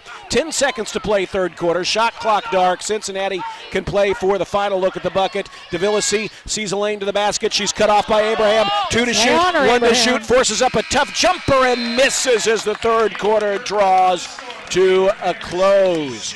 The Bears trailed 49-43, but scored 13 of the next 18 points to take the lead heading into the fourth quarter, 56-54. We want to say hello to everyone watching on the Nextlink Courtside Cam. Nextlink, reliable, high-speed internet for your home or business. If you see a familiar face behind Lori sometimes, yes, that is Baylor's all-time leading three-point shooter, Sarah Andrews, here in attendance at the game tonight. To the fourth quarter we go. Baylor 56, Cincinnati 54 here on the Baylor Sports Media Network. See for yourself why Green Eye Associates is voted best in Waco year after year. Enjoy exceptional service and care from Dr. Leanne Green, along with her dedicated optometrists and staff. Receive trustworthy insights about your eye health, enjoy the impressive variety of contacts and eyewear, and work with the most experienced optical team in Waco. Don't miss the new state-of-the-art dry eye therapies that rejuvenate the eyes, face, and neck areas with safe, non-invasive treatments to restore comfort and quality of life. Visit greeneyeassociates.com. Green Eye Associates, official optometrist of Baylor Athletics. Are you tired of slow internet? Are data caps and throttling making it impossible to stream your favorite shows and movies? If so, it sounds like it's time to switch to Nextlink Internet. With Nextlink, there are no data caps and no throttling, just super fast internet speeds, up to 1 gig over wireless in some areas. Plus, Nextlink is an official partner of Baylor Athletics. So don't wait another minute. Give Nextlink a call or go online to nextlinkinternet.com to see what special offers are available to you. Blazing fast internet is just a click or phone call away. Sick 'em, Bears. Fox Sports Radio, 93.9 K230 CK and KRMX HD3 Waco. You're listening to Baylor Women's Basketball on the Baylor Sports Media Network. As we head to the fourth quarter, it's been three-point shooting huge for the Bears tonight. They lead Cincinnati by a 56-54 score in what's been a really, I'd say, surprisingly, to my eyes, hard-fought game here. Very physical. In Cincinnati, very physical. Baylor has struggled at times with their offense, but that saving grace has been strong shooting from beyond the arc and at the free throw line, 11 of 12 from the stripe, 92%, and then 46% from downtown, 11 of 24. And then you've got Jana Van Geitenbeek, who has matched her career high with 19 points, which she set on this floor 2 years ago. She also is 1-3 away from matching her career high of 6, which she got while she was at Stanford 4 years ago. But, Laura, you got to scratch and claw and do everything you can here over the final 10 minutes to head back to Waco with a road win. Cincinnati playing with some confidence, and at times Baylor has looked back on their heels. But, well, you said this earlier, it felt like every time Baylor has needed something, you've been able to get Bella at the free throw line, Talia Scott with a shot, and then Jana has just erupted here tonight. So you got to get more of that in the final 10 minutes. And then little Paige Buggs just hitting the boards, and she has 9 of those tonight, and she has officially moved into number 6 all-time, passing the great Nina Davis again. And Melissa Smith is the next one that's in her sights. Baylor with the ball to start the fourth quarter. Here's Bella Fauntleroy knifing to the basket, sends it in the corner. Jana looks for a new career high, but leaves the three short. Buggs with the offensive rebound, though, and the putback to double the lead, 58-54. 10 rebounds, but boy, those putbacks, offensive rebounds and putbacks, what a specialty from Dariana Little Paige Buggs. Perry has it in the corner for Cincinnati. Baylor lead is 4, 30 seconds into the quarter. She tries an entry pass in the post that's knocked away by Bella, stolen by Buggs. Here comes Baylor looking to push the tempo here now. Jana slows down a bit around an Abraham screen to the right edge, tries to feed it inside to Abraham, but Cincinnati gets a hand on the pass. And then they foul Bella. Just run right over her as That's Bella a break for the pursued Bears. ball. Break for the Bears. That was a loose ball. Bella went after it, and Perry is hit with the foul. Maya Perry's first. Team's first. Reagan Jackson is back in. On the floor for the Bears right now, Van Geitenbeek, Scott, Fauntleroy, Buggs, and Abraham. Cincinnati defensively, DeVillasi, Crawford, Jackson, Torrance, and Destiny Thomas back in after picking up her third foul early in the third quarter. Jana will play it in from the baseline. Bounces to Buggs. Buggs with a hard drive and a turnaround jumper left of the lane. No good off the back rim. Offensive rebound, Abraham, but she's off target on the putback. And then a loose ball foul called on the Bears going after the rebound. Buggs hit with her third. And that's the first on the Bears here in the third quarter. 58-54 Bears, not quite a minute gone in the fourth quarter. DeVillasi will slowly maneuver up the court. Buggs picks her up. Now Abraham. She slings it left wing to Jackson. Talia guarding her. Up top to Crawford. Crawford gives it back to Jackson left side. Now to Torrance further in the left corner. She fakes a drive. Fires up top to DeVillasi. DeVillasi pulls up from the mid-range and buries the jumper. DeVillasi now with 12 points. 3 Bearcats in double figures, 3 Bears in double figures. The Baylor lead is 2, 58-56. Jana Van Geitenbeek gives it to Buggs. Left wing to Scott. Scott turns and looks at the clock. Now drives to the left baseline. Feeds it inside and a good finish by Buggs. Good collaboration there between the veterans, and the lead is up to 4 again at 60-56. You know, Scott with 3 assists, and all 3 of those have been really strong. Here's Jackson firing a 3, missing for Buggs. the Bearcats. Buggs with another rebound. She's picked up now, by the way, her 10th double-double of the year, 10 points, 11 boards.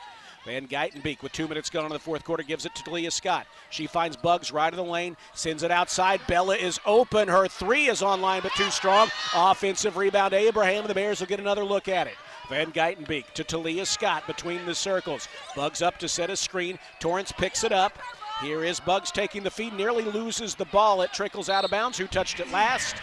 The Bears did. And that's going to go back to Cincinnati. Mary Carden will return for Cincinnati. Carden is 6'6" sophomore. in place of Thomas. Ramira Bird is back in as well. Torrance will exit as Bird is in. 7:37 to play in this one. It's a 60-56 Baylor lead. 7.5 to play. Here is DeVillicy walking it up across midcourt. Buggs is there to pick her up. She floats it to Bird. Bird faked the handoff to her, now turns and fronts the basket. Bird on the dribble to the top of the key. Bella guarding there. Now DeVillicy takes the feed. Shot clock at single digits. DeVillicy thought about an off-balance shot, tried to feed it to the corner. No one is there. Well, Good Bella, defense by the Bears. Yeah, Bella just clamped down that time right in the middle. And I thought that DeVillicy was going to take that shot, just use her pivot foot like she did to try to get the ball up on the rim, but she just slung it out of bounds. So see if Baylor can take advantage again of the turnovers. They have 10 points off of 12 Cincinnati turnovers. Baylor is led by as many as 5 tonight. They could push it to 6 or 7 here with a bucket. Here's Van Geitenbeek, has the ball knocked away by DeVillicy. It is last touched by the Bearcats, and it will be Bella Fauntleroy to play it in from the sideline at the end of the Baylor bench. 60-56, Bears by 4, inbound to Talia. Talia on the Fifth Third logo here at Fifth Third Arena. 7 to shoot for the Bears. Talia looks to attack, gets downhill, needs to clear some room. Step back long, 3! And she hit it! Talia Scott. Bears didn't have a lot going for them there with the shot clock dwindling and her backing up high on the left edge, but Talia Scott's a pretty good ace in the hole there, and she knocks down the 3. Even just locked up, handcuffed, not able to get that shot away, but she sure did. Baylor's biggest lead of the night. Cincinnati tries to answer. Bird gets in close and misses the shot from the right block, but a foul called on Kyla Abraham will send her to the free throw line. That's Kyla's first, team's second. 63-56, Baylor with the lead. Biggest cushion of the night as KJ checks in for Kyla Abraham. Tell you what, Talia Scott, who now, Lori, has 19 points, tied with Jana Van Geitenbeek for the game high. Boy, that was quite a bailout.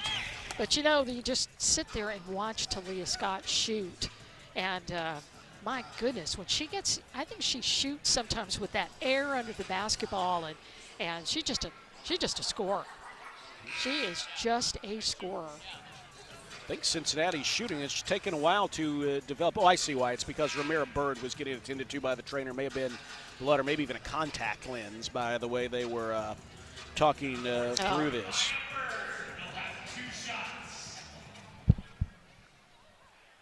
Bird goes to the line, a 44% shooter. Bends the knees, first shot is up, and it's good. Didn't look like a 44% shooter there, but she's got one more coming. Jana Van Geitenbeek stayed back, getting some instruction from Coach Nicky as Bird misses the second. Rebound tipped around twice. Buggs chases it down along the baseline. She's got a double-double already tonight, and she gets it for the Bears. Up by 6, 63-57. Van Geitenbeek bounces to Buggs, swings it back to Jana, outside to Bella. Now Jana Van Geitenbeek takes the feed again, wants to drive, swings it outside to Fauntleroy. On the drive, inside, cut off, scoops it outside to Van Geitenbeek. Single digits on the shot clock. Jana has her pass tipped and nearly stolen. Baylor's going to have to clear the shot. Bella unloads a long 3 and leaves it short. Buggs fights for the rebound, but DeVillicy comes away with it. Bella almost hit that, just left it short there. Oh, now Baylor with the steal at the other end. Buggs just trailed her, knocked the basketball away. So Baylor can try to extend its lead now, up by 7. Talia Scott knifes underneath the basket, nearly loses it. It's loose. She picks it back up, gives it to Bella Fauntleroy, pops from the mid-range and hits. Bella with 12 points, and the Baylor lead is 8, 65-57, just about halfway through the fourth quarter. Let's see if you can follow that with another stop as DeVillicy has it in the center jump circle. DeVillicy scoops outside to Perry, now further in left wing to Jackson. Jackson dribbles to the left elbow. She's cut off, finds Carden down low, and Carden knifes in for the tough finish. She's just a very deliberate, kind of offensive line-like maneuvering in there, and she's able to throw it over the rim and in. The Baylor lead is 6, 65-59. Bella tries another mid-range jumper, no good. Offensive rebound weak side by KJ. She can't finish on the putback, though. It's still a 6-point game, 65-59. We'll have a timeout on the next dead ball with 4.5 minutes to play. DeVillesi pulls up, misses a baseline jumper.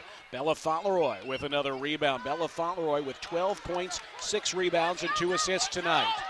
Bella Fauntleroy on the attack. Oh, she had a lane and didn't realize it. Now she does attack, pulls up and hits the jumper, but a foul is called. No, an offensive foul, a push-off called on Bella Fauntleroy, bringing us to our fourth quarter media timeout. Boy, the entire bench saw she had a lane to go to the basket. She didn't realize it, and as she dribbled there and late, she was called for the offensive foul, and that brings us to our fourth quarter media timeout. The 2025-26 women's basketball season is presented by Central National Bank, proudly serving Central Texans in Waco, Temple, and Austin. Bank different.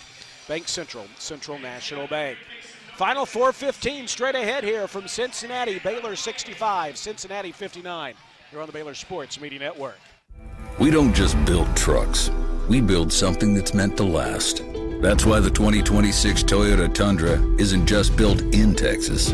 It's built by Texas, which means the Tundra is built to tough it out and to take it easy. Built to carry tradition and to make new ones. Built to roll with the punches and to go the distance. Built stronger, built louder, built here. The 2026 Toyota Tundra. Built in Texas, driven everywhere. Test drive at your local Toyota dealer or visit Toyota.com today. Right now, qualified buyers get 2.99% APR financing for 72 months, plus $1,000 of pension cash on a new 2026 Tundra. Toyota, let's go places. Feature availability differs based on trim. See Toyota.com for offer details. Offer available in select states and ends 2/2/26. You're listening to Baylor Women's Basketball on the Baylor Sports Media Network. Baylor is up by 6, 65-59, in what has been a very hard-fought game tonight. The Bearcats held Baylor to just 11 points in the first 13 minutes, and actually it opened up an 8-point lead at 19-11. But the Bears have slowly put some space between themselves and the Bearcats. But Lori, every time Baylor has managed to kind of get a run going, Cincinnati has cut it back. The Bearcats actually took a 6-point lead late third quarter before the Bears put another run together to lead by 2 heading into the fourth quarter. It has been anything but easy tonight, and really it's just all about survival. Can you hit some shots? Can you get some stops? And, you know, when Baylor gets to the line, they've been good tonight. Maybe get to the stripe and see what you can do. Absolutely. Baylor 11 of 12 today from the free throw line, and that really was what kept them in the game early when they just could not get shots to fall. Finally seeing some of those layups go in, and then Baylor's three-point shooting has just been outstanding today. They are 12 of 28, that's 43%, and the 12 threes is tied for the most in a Big 12 game this season. During the full of the season, Baylor had 14 against Southeastern Louisiana. So you hope Baylor has a few more in those still in their pocket, some of those big threes that they've had, but as much as you love the offense, you've got to be able to do it on defense and rebounding. Those are keys. Well, and that's what they will try to do as the Bearcats out of the timeout have the basketball. 4:14 to play. It's a 6-point Baylor lead. On the floor right now, Crawford, Bird, Snyder, Jackson, and Perry. It's Jackson for 3 from the left edge. No. Snyder fights for the rebound, keeps it alive. It trickles out to Jackson. Jackson wants to attack again, zings it outside. Crawford has her 3, deflected by a charging Bella. It's loose along the baseline, and Crawford touched it last. She did touch it last. Yeah, I thought so, but it took a minute for the call to come. It'll be Baylor basketball. Good defense there by Bella Fauntleroy, closing out on the edge for the block. Just flew out there and just took that 3 right off the table. There is Bella finding Jenna Van Geitenbeek. Van Geitenbeek and Talia Scott each have 19 points to lead the way for the Bears. Bugs comes and gets at the top of the key, drives left of the lane, sends it out to Jenna. Extra pass in the corner. Talia Scott is fouled for 3 in the corner. Leads the free world in those 3-point misses, but fouls, and so she'll go to the free throw line for 3. Bird hit with the foul. That's her second, team's 4th. Cincinnati's coach manages to avoid pantomiming exaggeratedly a 3 attempt from the corner for Talia Scott. We didn't have that on Sunday, but Talia Scott goes to the line. Scott just under 90% from the free throw line, the Big 12's leading free throw shooter. She's now 3 of 3 tonight as she hits the first, pushing the Baylor lead to 7. It has been as high as 8 tonight. Talia Scott, 20 points now, and make it 21 as she cashes in on the second. She's been a big part of the reason Baylor's been so strong tonight, both downtown and at the free throw line. She's 4 of 4 from the stripe, 5 of 11 beyond the arc. Misses the last free throw, but Bella Fauntleroy knifes in for the rebound. Here is Buggs left wing, sends it out to Talia Scott. Baylor is up by 8, 67-59. Talia on the attack, pulls up and leaves it short there. I think she got caught between decisions there. Last minute let the shot go and left it short. Now back the other way, Perry pushes it outside to Jackson. Jackson looks to move inside, and she's fouled. She'll go to the free throw line with 3:13 to play. Now foul on KJ is her third and the team's fourth. And it will send Jackson to the free throw line. Baylor had just had Jackson in a bad angle, but the arm came down from KJ and sends her to the free throw line. Jackson, an 83% free throw shooter, top free throw shooter on the Bearcat team, and she hits the first. 67-60. Baylor with the lead. Cincinnati with one more free throw here. With 3:13, the shot is up, and it is good. She hits them both, and it's a 6-point game. Baylor with the basketball and the lead. Trap in the backcourt from Cincinnati. The Bears break it. They worked on this. Here's Talia Scott dribbling into a mid-range jumper. Oh, online, but too strong. And the rebound grabbed by Thomas. They're down by 6. A 3 here can make it a one-possession game. Two-pointer would get them within 4. Here is Crawford driving downhill, slipping inside, missing the runner. Rebound tipped out to Talia Scott. Here come the Bears. They're off and running, and now Scott slows down, now picks up the speed again, bounces to Bella Fauntleroy. 2:39 to play. Baylor with the ball and a 6-point lead, 67-61. Talia Scott finds a cutting Abraham who draws the foul. Count it and put her on the line. Yeah, Abraham finishing with that play. Now an opportunity for her to knock down a free throw where she's 3 for 4 there today. Hey, how about that? No, you're right. Okay. Career high in made free throws for Kyle Abraham, Colin Pirtle tells us. As she gets ready to go back, she took that feed, drove down the lane, absorbed the foul from Maya Perry as she hit the runner. That's the third foul on Cincinnati. We've seen a lot of great finishes, but I think that may have been one of Kyla's best. And nothing but net. And she hits the free throw. The Baylor lead is 9, biggest of the night. Now Baylor trapping in the backcourt, but Cincinnati able to break it. Thomas finds a cutting Bird all the way for the finish. Boy, they broke that well and cut the Baylor lead back to 7. Now nearly a turnover by the Bears, but a foul on Cincinnati. Overly aggressive. Bird with the foul. That's her second and the team's fourth. So now Baylor will be shooting the penalty for the final 2:17. And the Bears will play it in. Tie ball game. The Baylor is in front by 3 possessions, 70-63. Bird exits. Torrance is back in. And Buggs plays it into Talia Scott, who has game-high 21 points. It cleared out on Jana. Here is Talia Scott. She's going to dribble the clock down a little bit here. Baylor nursing the lead. That is Crawford trying to apply the defense. Now with 13 to shoot, here's Scott getting downhill, angling left in lane, tries to fire a tough runner, not a good look. It's blocked there, and here comes Cincinnati. Perry fakes the handoff, now drives baseline, right wing, tries a tough fall away, leaves it short. Here's Bella Fauntleroy with the rebound. The Bears will take that and come back the other way with 100 seconds to go. Up 70-63. You know, that was Perry's first shot here in the fourth quarter, and she was only 1 for 4 in the third, so Baylor has really denied her. Turnover by the Bears. Pass inside, too tough for Buggs, and here comes Cincinnati down 70-63. Crawford inside, dumps it off to Torrance for the layup to cut the Baylor lead to 5. 70-65 with 1:15 to play. Inbound to Bella. Cincinnati pressing. Baylor able to break it across midcourt to Talia Scott. Just over a minute to go. Baylor with the ball at a 5-point lead. Baylor nursed the clock last time but didn't get a good look. Let's see if they can do that here as we're now under a minute to go. Talia Scott back to the basket. Midcourt. Davillasi guarding. Here's Abraham to set a screen. Single digits on the shot clock. Talia Scott slips inside, stretches the body and finishes. It was a great screen from up at the top from Kyla, and not getting caught on a moving screen. She just really set that well. 7-point Baylor lead. Here's Davillasi on the drive. Abraham nearly blocks the shot, but instead is called for the body. That's her second and the team's fifth, and it's going to send Davillasi to the line. So here's where we are right now. Baylor is up by 7, 72-65, 43.9 seconds to go. Both teams shooting the penalty. The possession arrow favors Cincinnati. No major foul trouble either way. First shot by Davillasi, up and good. One more coming.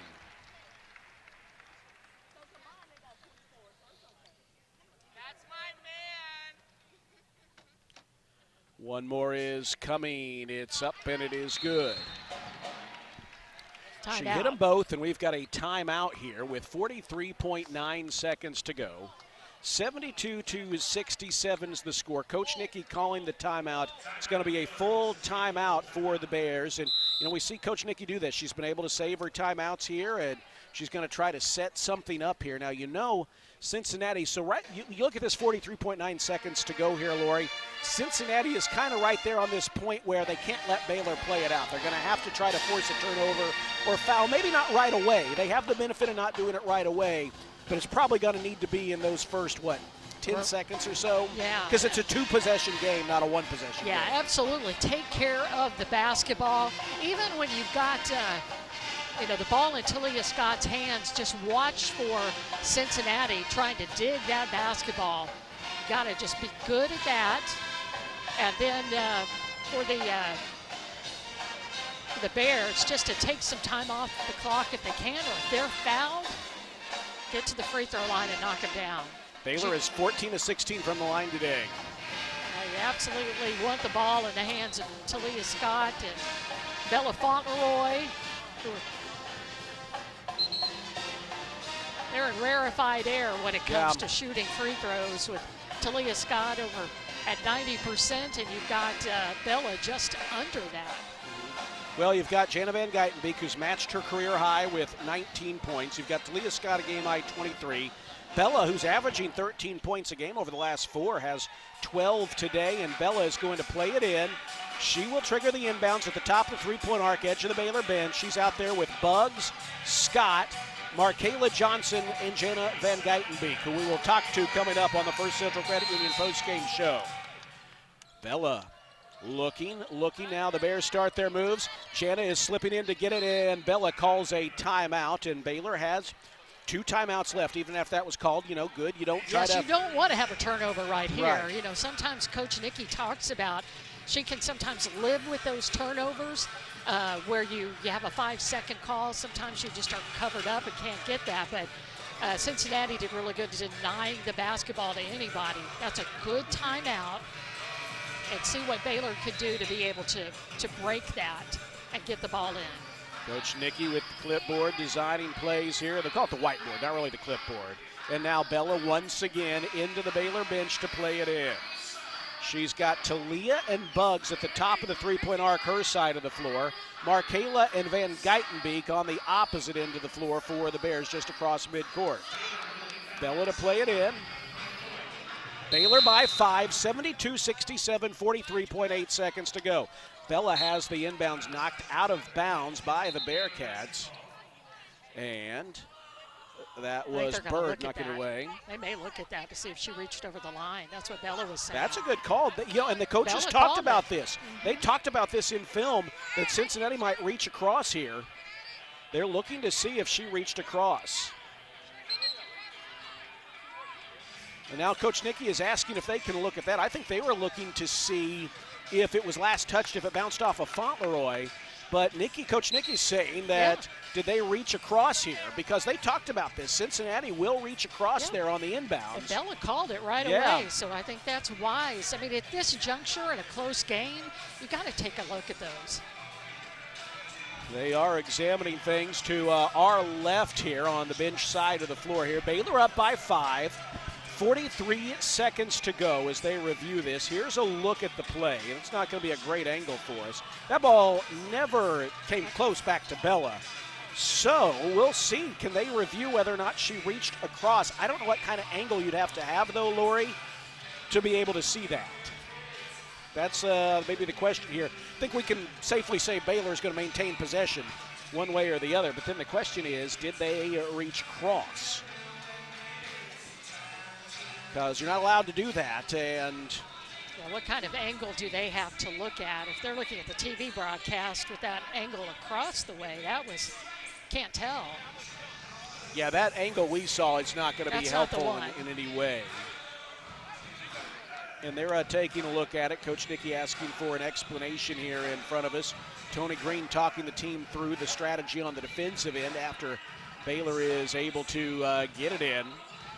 You know, you look at the defensive numbers for the Bears tonight, they're not the best they've had. 44% shooting for Cincinnati, 31% from downtown, but the Bears have outscored them 15-8 off of turnovers and never just allowed them to put together a long string of buckets together. Even when Cincinnati opened up a 19-11 lead in the first quarter, it was a sense where they kind of just slowly extended that lead. Baylor hasn't allowed them to do a whole lot. But now they are taking a look at this and taking an extended look at that. I wonder if they have a different angle. I'm just curious. I would think they would. Maybe, whether it's Cincinnati, really whether it's anyone here, they are they're privy to more than you and I are, so at least they should be. If they're not, that's a problem. And I assume they're not just looking at that long angle over and over again. And now they talk things through, and they're going to talk to the official scorer, but it was a very brief conversation.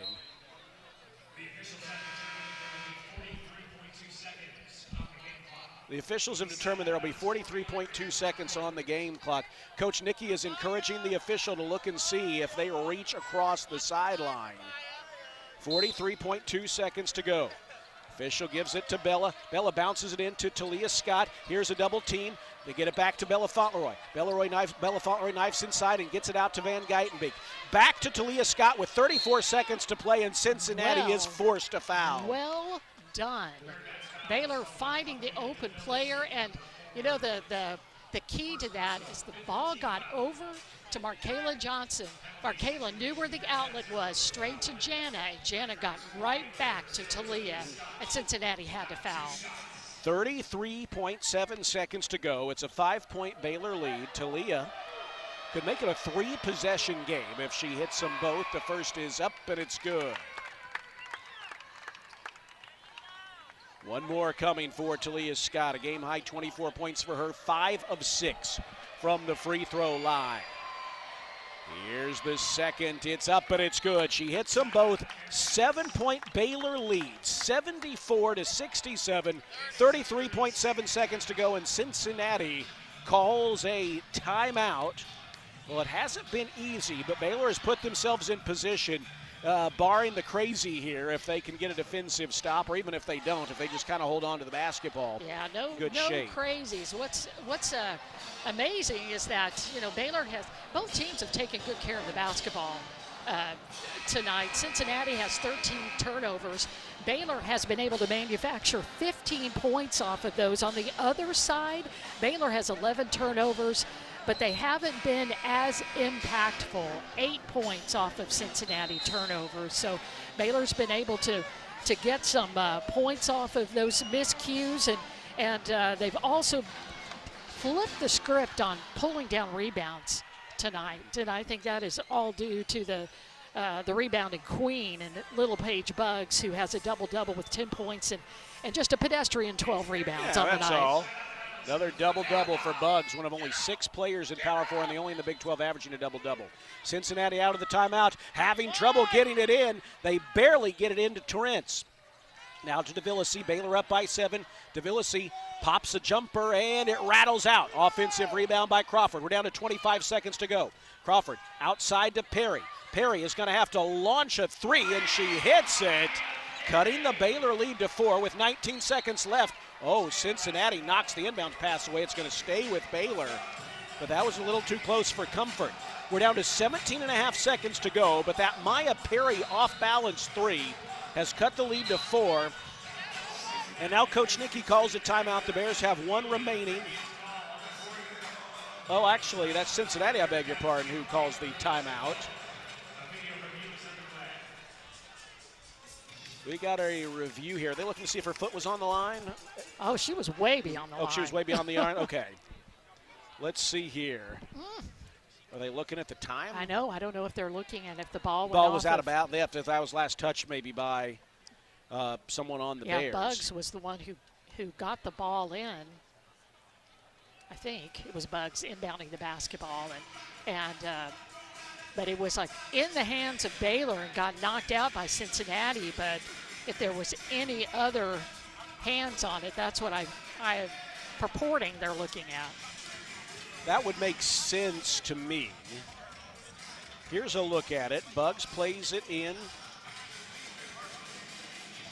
We can't tell from that angle. It was close, but it looks like DeVillisi may have touched it last, but it's very close.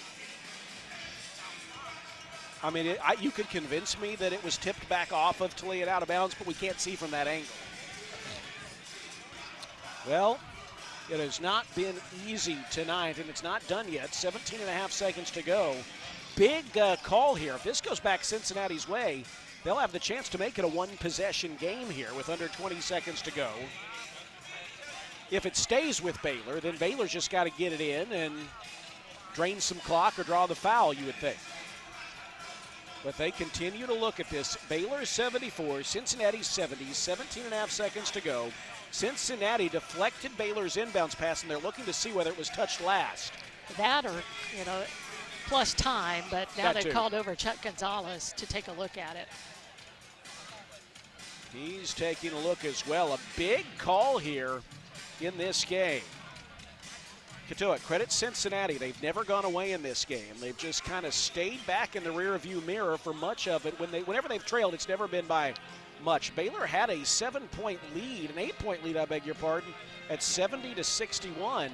But Cincinnati has outscored Baylor since then, 9-4 to make it a little too close for comfort. Well, that was the first time the second time, I think, that Perry has touched the ball here in this quarter. And she had to kind of chuck a 3 that wasn't an easy one, but she hit it for her 20th points of the game. This has been a very long review, Lori. The longer it goes on, the more nerve-wracking it becomes.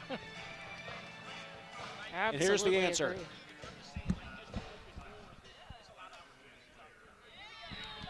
Okay. Well, Coach Nicky clapped her hands, so I couldn't hear what he was saying, but I just know Coach Nicky clapped her hands. So it was last touched by Cincinnati, so it will be Baylor basketball. Baylor, I think, is going to take a timeout. Coach Nicky will call a timeout now. Yep. Comes again with the clock stop, 17 and a half seconds to go. That's why you're very strategic with your timeouts, because Cincinnati doesn't have any more timeouts. Baylor still has 1 left. Yeah. Possession arrow goes Cincinnati's way. Both teams shooting the penalty. Again, for Baylor, the job is pretty simple here. Get it in, don't turn it over, and hit your free throws. Yeah. Simple as that. Which sometimes that's easier said than done. But on both accounts. Baylor handled it well the last time, got the basketball in quickly, and were able to get the ball to Bella, to move over to Jana, and then back to Talia Scott. And Bears break the huddle. Looks like Bella will be back over here right by us. I'll say, as credit Cincinnati, their inbound defense is tough. They don't just allow you to do anything easy. Well, they've got some good length as well as just some big bodies. Bella to play it in. Torrance guarding the inbounder. Talia comes and gets. She's got it. DeVillisi puts two hands on Scott, and that's a foul. With 14.9 seconds to go, Talia Scott will go to the line trying to push the Baylor lead back to 6 as Kyla Abraham comes back in as a rebounder for the Bears in place of Markayla Johnson. Talia Scott, who is 6 of 7 from the line tonight and has scored a game-high 25, has a chance to push the Baylor lead to 6 with 14.9 seconds to go after the DeVillisi foul. Scott, 6 of 7 from the line, 5-11 beyond the arc tonight. Her first free throw is no good. A rare miss for the nearly 90% free throw shooter. One more coming. It remains a 4-point Baylor lead. 14.9 seconds left. Scott, a couple of dribbles. It's up, and that one is good. 75-70, Baylor by 5, under 14 seconds to play. Inbound to DeVillisi, drives into the front court, looks to attack the basket, puts up a runner, skips off the rim. No, Abraham with the rebound in a crowd, and she's fouled. Well, that's why Abraham was in there. Rim protection and a pull down the rebound. She did that, and with 6.8 seconds to go, the foul on Terrence will go send her to the line, and this should do it here with 6.8 seconds to go. Hey, Kyla Abraham tonight, 6 points, 5 rebounds, and a career high of 4 free throws. Made some valuable plays off the bench tonight for the Bears. That was a critical rebound for Baylor. Very much so. And to get her hands on it, to secure the basketball while going down, taking that contact, and now she can make it a little bit more comfortable at the free throw line. Let's see her ice this. She is 4 of 5 from the line tonight. First one is no good, skips out. She's got one more coming.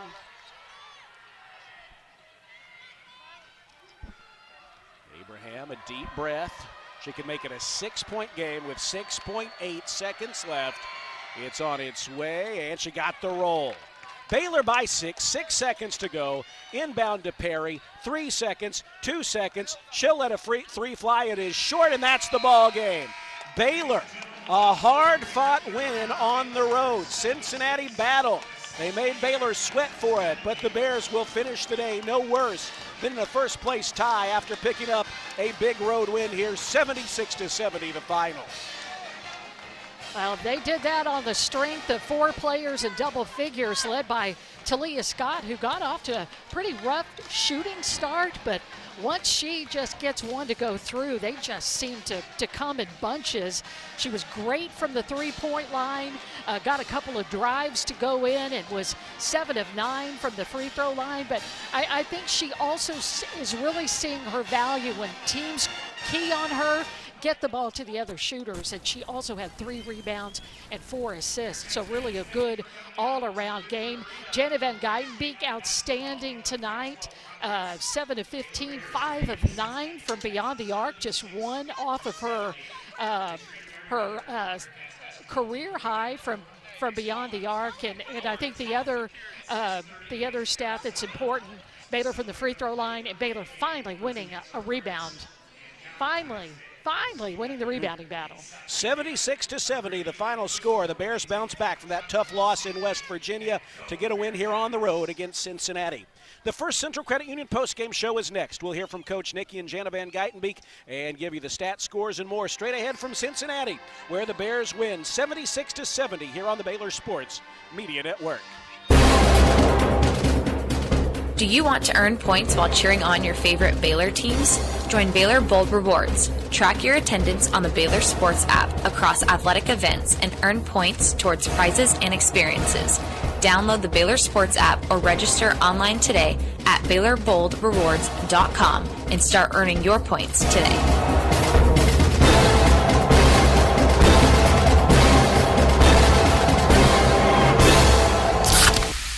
You hear that?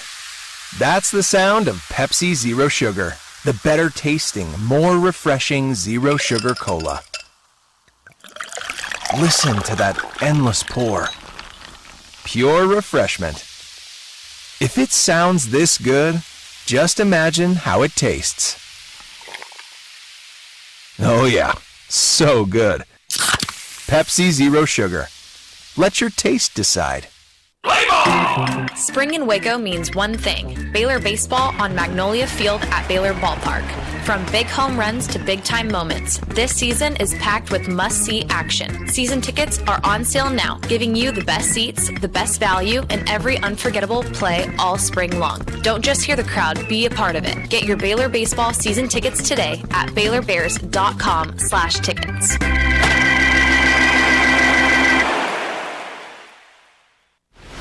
When you strive for greatness, you have a target on your back. And when it comes to finances, we're all targets for scammers. With the right game plan, you can protect yourself. Don't get faked by fraud. Here's a tip.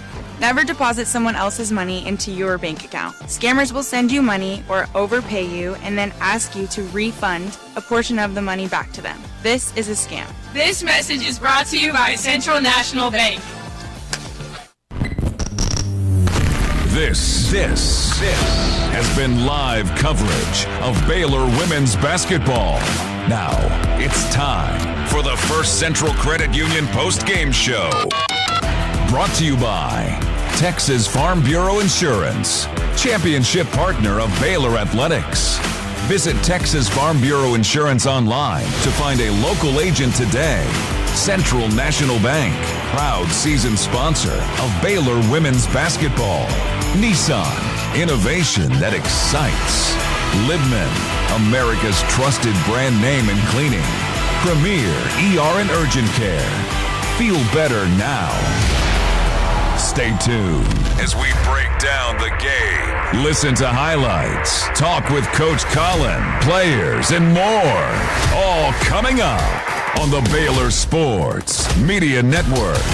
Back in Cincinnati, where the Bears claim a road win, 76-70. They'll finish the night no worse than in a first-place tie, and a big part of the reason why she's with us here right now, Jana Van Geitenbeek, who, something about playing up here, Jana, you've matched your career high that you set here on this floor 2 years ago with 19 points, both of them here in Baylor wins. And, boy, Jana, congrats on the win.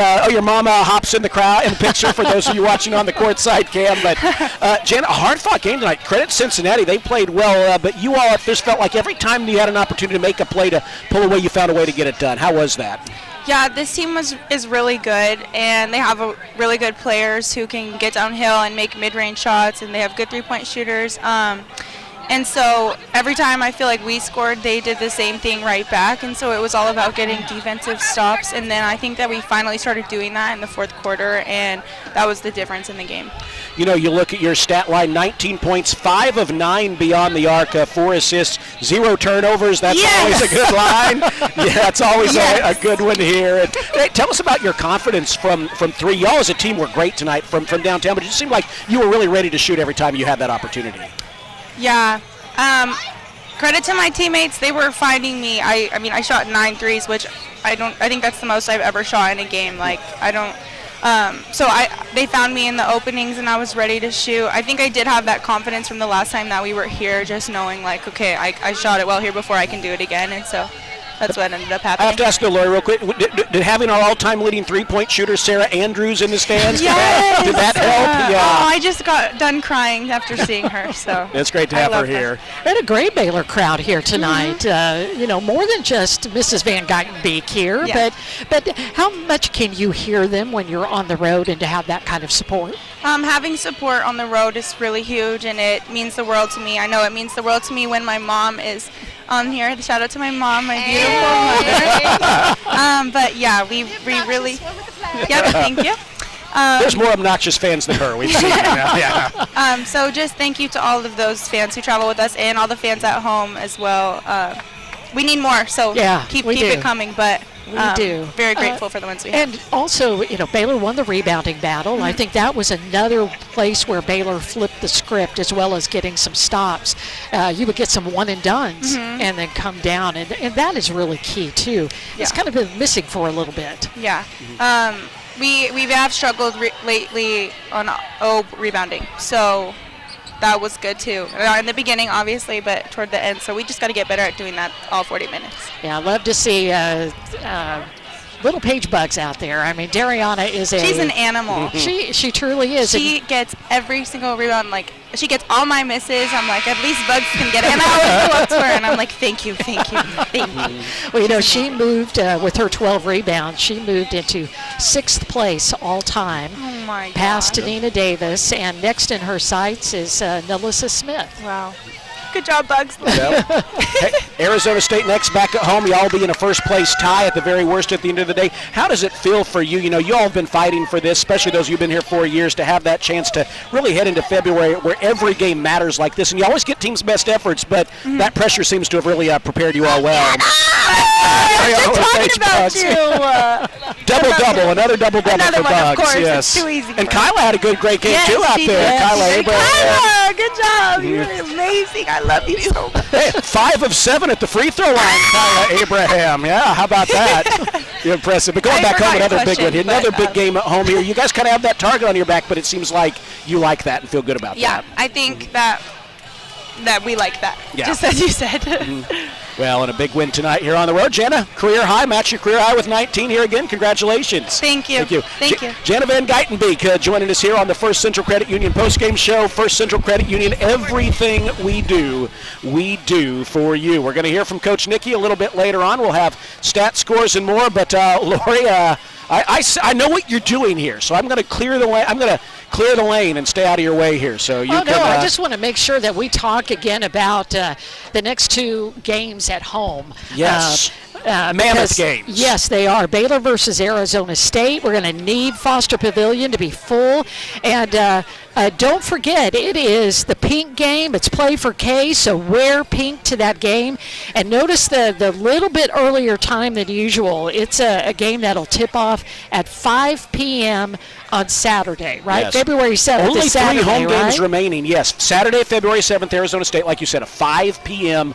tip-off for the Bears against Arizona State. Nationally televised game. Really want to see fans show up, show out, and give Baylor that good Foster home court advantage. Yeah, and let's not forget about this one either. That let me find it real quickly, because right after Arizona State will be the TCU game at home on Thursday, February 12th at 6 p.m. Upper Bowl tickets are just $5 for that game. So, this is the next 2 games are just critical for Baylor. But be there, wear pink on Saturday at 5 p.m. against Arizona State. And hear us again, Upper Bowl tickets are just $5 for Baylor and TCU Thursday, February 12th. However you get in the building with your tickets, come support Baylor women. They're nationally ranked. Foster Pavilion should be full. The weather's going to be spectacular, so even the walk from wherever you park will be great. And we just need Baylor fans to embrace, especially when you look at Jana Van Geitenbeek, Kyla Abraham, our dear Dariana Little Page Bugs, and Bella Fauntleroy coming down to their final games at Baylor, and we got to have them. Only 3 home games guaranteed left here, as we are joined by Bears head coach Nikki Collin. Our post-game comments are brought to you by Alliance Bank, your Central Texas business bank. Well, Coach Nikki, a very hard-fought win here on the road against Cincinnati. I mean, we'll credit the Bearcats. They did a lot of things to hang in this game, but y'all made a lot of big plays, and it just felt like from the guards, whenever you needed something tonight. How big were they this evening whenever you needed a play? Yeah, I thought especially, we had a lot of big moments. I thought, Bella hit a big pull-up. I thought Talia downhill there late. To create a little bit of separation, on the high ball screen, getting around Thomas. I think our defense has to be better, for us to have this team shoot 43% against us. I don't think that's us, and I'm proud of us for finding a way.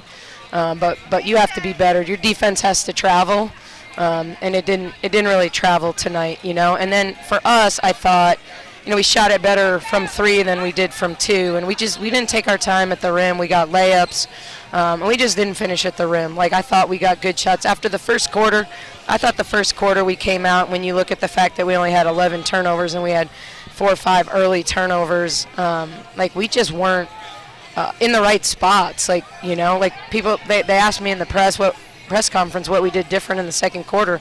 I'm like, ran our offense the way we were supposed to in the first quarter. Our spacing was right. We drove it, we kicked it, we drove it, we kicked it, we re-attacked, we drove it, we kicked it.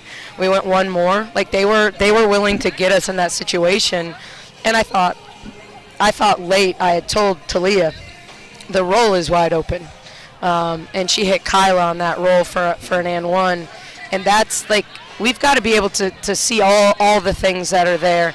When they don't come off on our shooters late and you're in a ball screen and you get them screened, then that roller is going to be freed up to the rim. And so I thought our balance was decent that way. Jan obviously hit big threes for us and kind of kept us going. Talia got hot. I thought Bug's offensive rebound putbacks were really big too late. Like we just found a way. Like I look at the game, 25, 20, and 20 in the second, third, and fourth quarters. I'm just not used to seeing us give up this many points. Well, you talk about Bugs pulling down rebounds. It was so key to have her out there to knife through and find those. She moved past Nina Davis tonight, and she has Nalissa Smith square in her sights. So that tells us over the course of her career, and you've had her all 4 years, she's something special. She is, and she just keeps chugging along. Like, you look at her, and she was 4 for 7, and she missed a couple easy ones. Like not the first play of the game, but the first play they went man. She had that early layup, and I was so excited. I mean, you guys see when I put in first plays, and it worked exactly the way we thought it would work, and she's the one I trust the most on this team to make a layup at the rim. She just doesn't rush very often, and she got a little sped up, I thought. But I did think she was making good reads against their zone early. She got called for a travel on a stampede, and it was the right play. Like, she just got excited because she saw the runway to the rim, and got ahead of herself. But, it just doesn't matter with her. Like, somehow, some way, she's going to get to double figures. Somehow, some way, she's going to get her rebounds. And, she picked up the 2 fouls early, and she sat. Then she got hit in the face in the third quarter. But, she just does a good job getting those extra possessions. And she's the person that is just so reliable on the defensive glass. I thought Bella did a good job on the defensive glass as well tonight. But when that ball is loose up in the air, I have zero doubt that Bugs is going to, and those go-go gadget arms are going to find a way to go get it in a crowd, And on a night where we didn't get a ton of defensive rebounds from our guards, that was important that she was pulling them in. Visiting with Coach Nikki Collin, Baylor 76-70 winners tonight over Cincinnati. Heading back home now, Arizona State on Saturday. It's crazy to think, just 3 home games left, and some massive ones. This is what you play for, right? You want to get into February with that opportunity to fight for a Big 12 We title. have 4 home games left. I mean, the first time, Arizona State, TCU, I'm and Kansas State. My bad. 4 games left. Oh, man, believe me, we only have 3 road games. That's why I was like, wait. Okay, my 4 games. Still, it's dwindling. Come on, down. people. Big ones. It's February. Yes. It's February. Yes. We need you. Arizona State, a really, really talented team. They are going to try to turn us over. I was actually surprised to not see more press tonight. And in some ways grateful and in some ways disappointed because I thought, like you saw us, we were aggressive the one time they ran it. Talia got to a wide open pull-up, in a 2-on-1. I thought we were going to get good opportunities, and I wanted to see, can we, I promise you on Saturday we're going to get our opportunity to prove we can handle a press because they're going to bring a lot of different presses, and they're going to run and jump us, and they're going to trap us in the half court, and they're going to try to make Talia's life miserable. I can promise you that, I mean, having Grand Canyon come a year ago and how Molly Miller's teams play, they're going to be hungry for a road win, for a opportunity to rank team, and we're going to need everybody in the building when we play them. We'll look forward to that on Saturday at 5. Coach Nikki, congrats on the win. Thanks very much. All right, thank you. Bears head coach Nikki Collin with her post-game comments following a 76-70 Baylor win at Cincinnati. With the win, Baylor improves to now 20-4 on the year, 9-2 in Big 12 play. It's now 5 straight years under Coach Nikki. The program has reached the 20-win threshold. We'll take a timeout and come back with more after this here on the First Central Credit Union post-game show. Baylor will remain in first place with a 76-70 win win tonight over the Bearcats here on the Baylor Sports Media Network. It's the wrap-up the year sales event. Lori, can I ask you real quick to do the stats real quick after this? Hey, do we have 2 more breaks, Cameron, or 3? Jeep Grand Cherokee L with 0% financing for 60 months, or take $4,500 in combined bonus cash, plus $1,000 in select inventory cash. And right now, enjoy no payments for 90 days. Just sign and drive into the future. These deals end soon, so hurry into Samuels in Waco today. Come by. Let's be friends.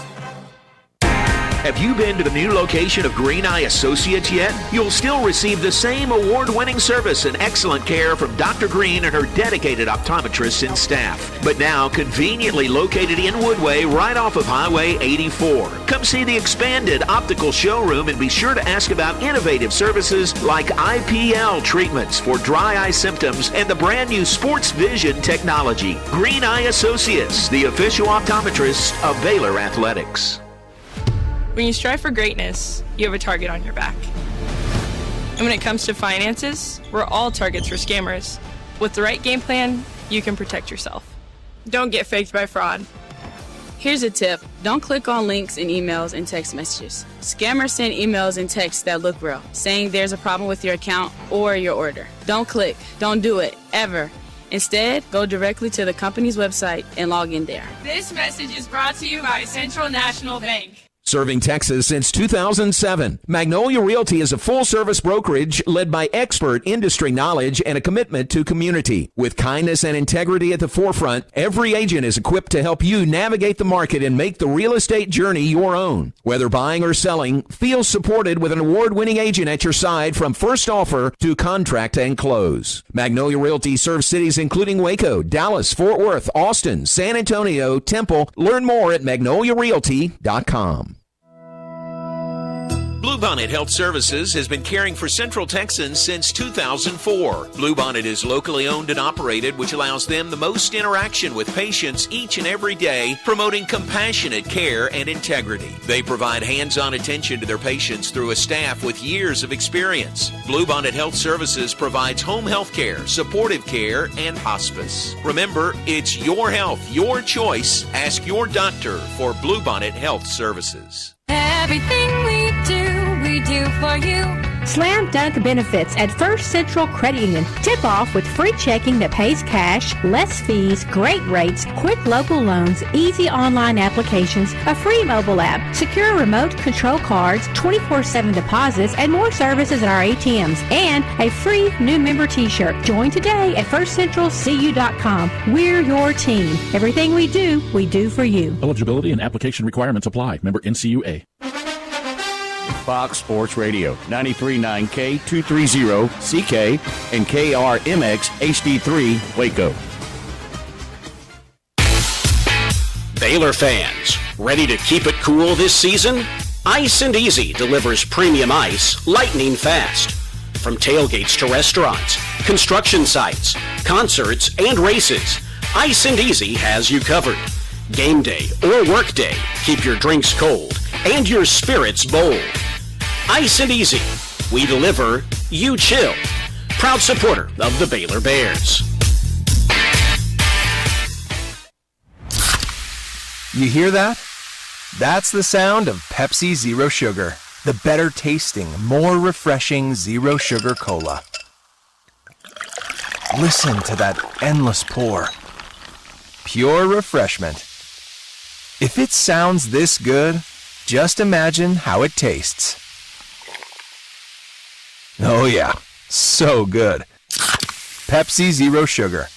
Let your taste decide. You're listening to Baylor Women's Basketball on the Baylor Sports Media Network. Road swing with a 76-70 victory tonight at Fifth Third Arena in Cincinnati over the Cincinnati Bearcats. The Baylor Bears 76, Cincinnati 70. Let's take a quick look at the stats from tonight's game. We'll start with Talia Scott, who was the game high scorer with 26 points. She was 7 of 19 from the field, 7 of 9 from the free throw line. She had 5 3-pointers tonight, 3 rebounds, also 4 assists. and 1 steal. And so she was the leading scorer, but right on her heels with a career high tying performance, Jana Van Geitenbeek, who had 19 points. She was 7 of 15 from the field, hit 5 3-pointers today. She had a couple, 1 rebound, 1 steal, 4 assists, and something she was delighted about, no turnovers tonight. Looking at Bella Fauntleroy, Fauntleroy had 12 points for Baylor. She is one of 4 players in double figures tonight. Bella was 2 for 6 from the field, perfect from the free throw line. Yet again, 4 for 4. She had 8 rebounds, 2 assists, and 3 steals tonight. Dariana Littlepage-Buggs, another double-double, her 11th of the season. She had 12 rebounds and 10 points.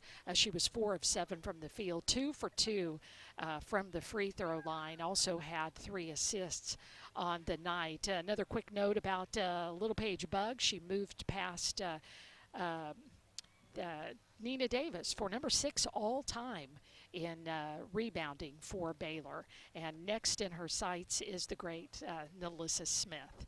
Also scoring tonight, 7 points from Kyla Abraham. She also had 5 rebounds and was 5 of 7 from the free throw line. So just a great performance from Kyla Abraham. Markayla Johnson had 2 points for Baylor. Yuting Dunn got in the game for a few minutes. Kirsten Johnson also played 20 minutes, but neither one of them scored. Kirsten had 3 total rebounds and a blocked shot on the night. For Cincinnati, Maya Perry led the Bearcats with 20 points. She was 2 for 7 from beyond the arc and perfect from the free throw line. Kalaya DeVillasi had 14 points rather on the night, and Joya Crawford had 11. The Bearcats also got 6 from Ramaya Bird and 4 each from Mary Carden, Destiny Thomas, and Kylie Torrance. As far as hustle stats go, Baylor had 15 points off of Cincinnati turnovers. Cincinnati had 8 points off of Baylor turnovers. Cincinnati won the battle in the paint, scoring 22-16. Second chance points, Baylor all over this one, 14-7. Fast break points, 4 for Cincinnati, 1 for Baylor, and Baylor's bench tonight manufactured 9 points. Cincinnati had 23 from its bench, and they do sub a lot of players as well. 7 lead changes, 4 ties, but the most important number of the game is Baylor winning this game tonight over Cincinnati, 76-70. So the Bears will head home to play Arizona State on Saturday at 5 p.m. It is the Play for K game, so wear your pink. But regardless, make sure that you are in the Farrell Center 5 p.m. on Saturday as Baylor takes on Arizona State. Again, Baylor a winner tonight, 76-70 over Cincinnati. We'll be back to close this one out from Fifth Third Arena in Cincinnati. You're listening to Baylor Women's Basketball on the Baylor Sports Media Network. We don't just build trucks. We build something that's meant to last. That's why the 2026 Toyota Tundra isn't just built in Texas. It's built by Texas, which means the Tundra is built to tough it out and to take it easy. Built to carry tradition and to make new ones. Built to roll with the punches and to go the distance. Built stronger, built louder, built here. The 2026 Toyota Tundra. Built in Texas, driven everywhere. Test drive at your local Toyota dealer or visit Toyota.com today. Right now, qualified buyers get 2.99% APR financing for 72 months, plus $1,000 of venture cash on a new 2026 Tundra. Toyota, let's go places. Feature availability differs based on trim. See Toyota.com for offer details. Offer available in select states and ends 2/2/26. When you strive for greatness, you have a target on your back. And when it comes to finances, we're all targets for scammers. With the right game plan, you can protect yourself. Don't get faked by fraud. Here's a tip. No reputable company or government agency will ever ask you to pay them with gift cards, Bitcoin, or a person-to-person payment app. Scammers use these options because the money can't be traced. Just don't do it. This message is brought to you by Central National Bank. Have you been to the new location of Green Eye Associates yet? You'll still receive the same award-winning service and excellent care from Dr. Green and her dedicated optometrists and staff. But now conveniently located in Woodway right off of Highway 84. Come see the expanded optical showroom and be sure to ask about innovative services like IPL treatments for dry eye symptoms and the brand new sports vision technology. Green Eye Associates, the official optometrists of Baylor Athletics. You're listening to Baylor Women's Basketball on the Baylor Sports Media Network. Cincinnati, where, as we welcome you back into the post-game show, the Bears win by a score of 76-70. We're brought to you by Rudy's, proud sponsor Baylor Athletics. Be sure to stop by your local Rudy's, rudys.com, for some real Texas barbecue. Enjoy 100% oak smoked meats, delicious sides, and Rudy's signature sauce. Don't forget, Rudy serves breakfast tacos every day until 10 a.m. Talia Scott scores 26. Jenna Van Geitenbeek matches her career high with 19 points. Dariana Littlepage-Buggs has a double-double. In the headline, the Bears will finish the day in no worse than a first-place tie. It looks like TCU is well on their way to beating Houston, so that underscores the importance of finding a way to win tonight against a good young Cincinnati team. The Bears didn't play their best but got it done. And, Lori, now you got to go home and play better than you did on the road. Yeah, absolutely. 5 p.m. Saturday versus Arizona State. It's the Play for K initiative, so we'll see you back in the Farrell Center. And just a quick score update. The Baylor men leading Colorado tonight back at home, which we're ready to go to. But it's Baylor 45, Colorado 21. Obi Agbem has 13 points. And he leads the Bears, who are doing a great job at home, hoping to win 2 in a row. Make it their second straight. That's right. Well, here the Bears get it done at Fifth Third Arena, 76-70. The final score. The Bears win 20 games, once again reaching that plateau. All 5 years under Coach Nicky, and well beyond that. And they are now 9-2 in Big 12 play. Again, no worse than a first-place tie at the end of the night. Hope you'll join us on Saturday at Foster Pavilion, 5 p.m. start against Arizona State. If you can't make it in person, we will have the call for you, 4:30 tip-up, 4:30 pregame, 5 p.m. tip-off. Want to say thanks to our producer, Cameron Savoy, back in Waco. Speaking for him and Lori Fogelman, I'm Derek Smith. Bears win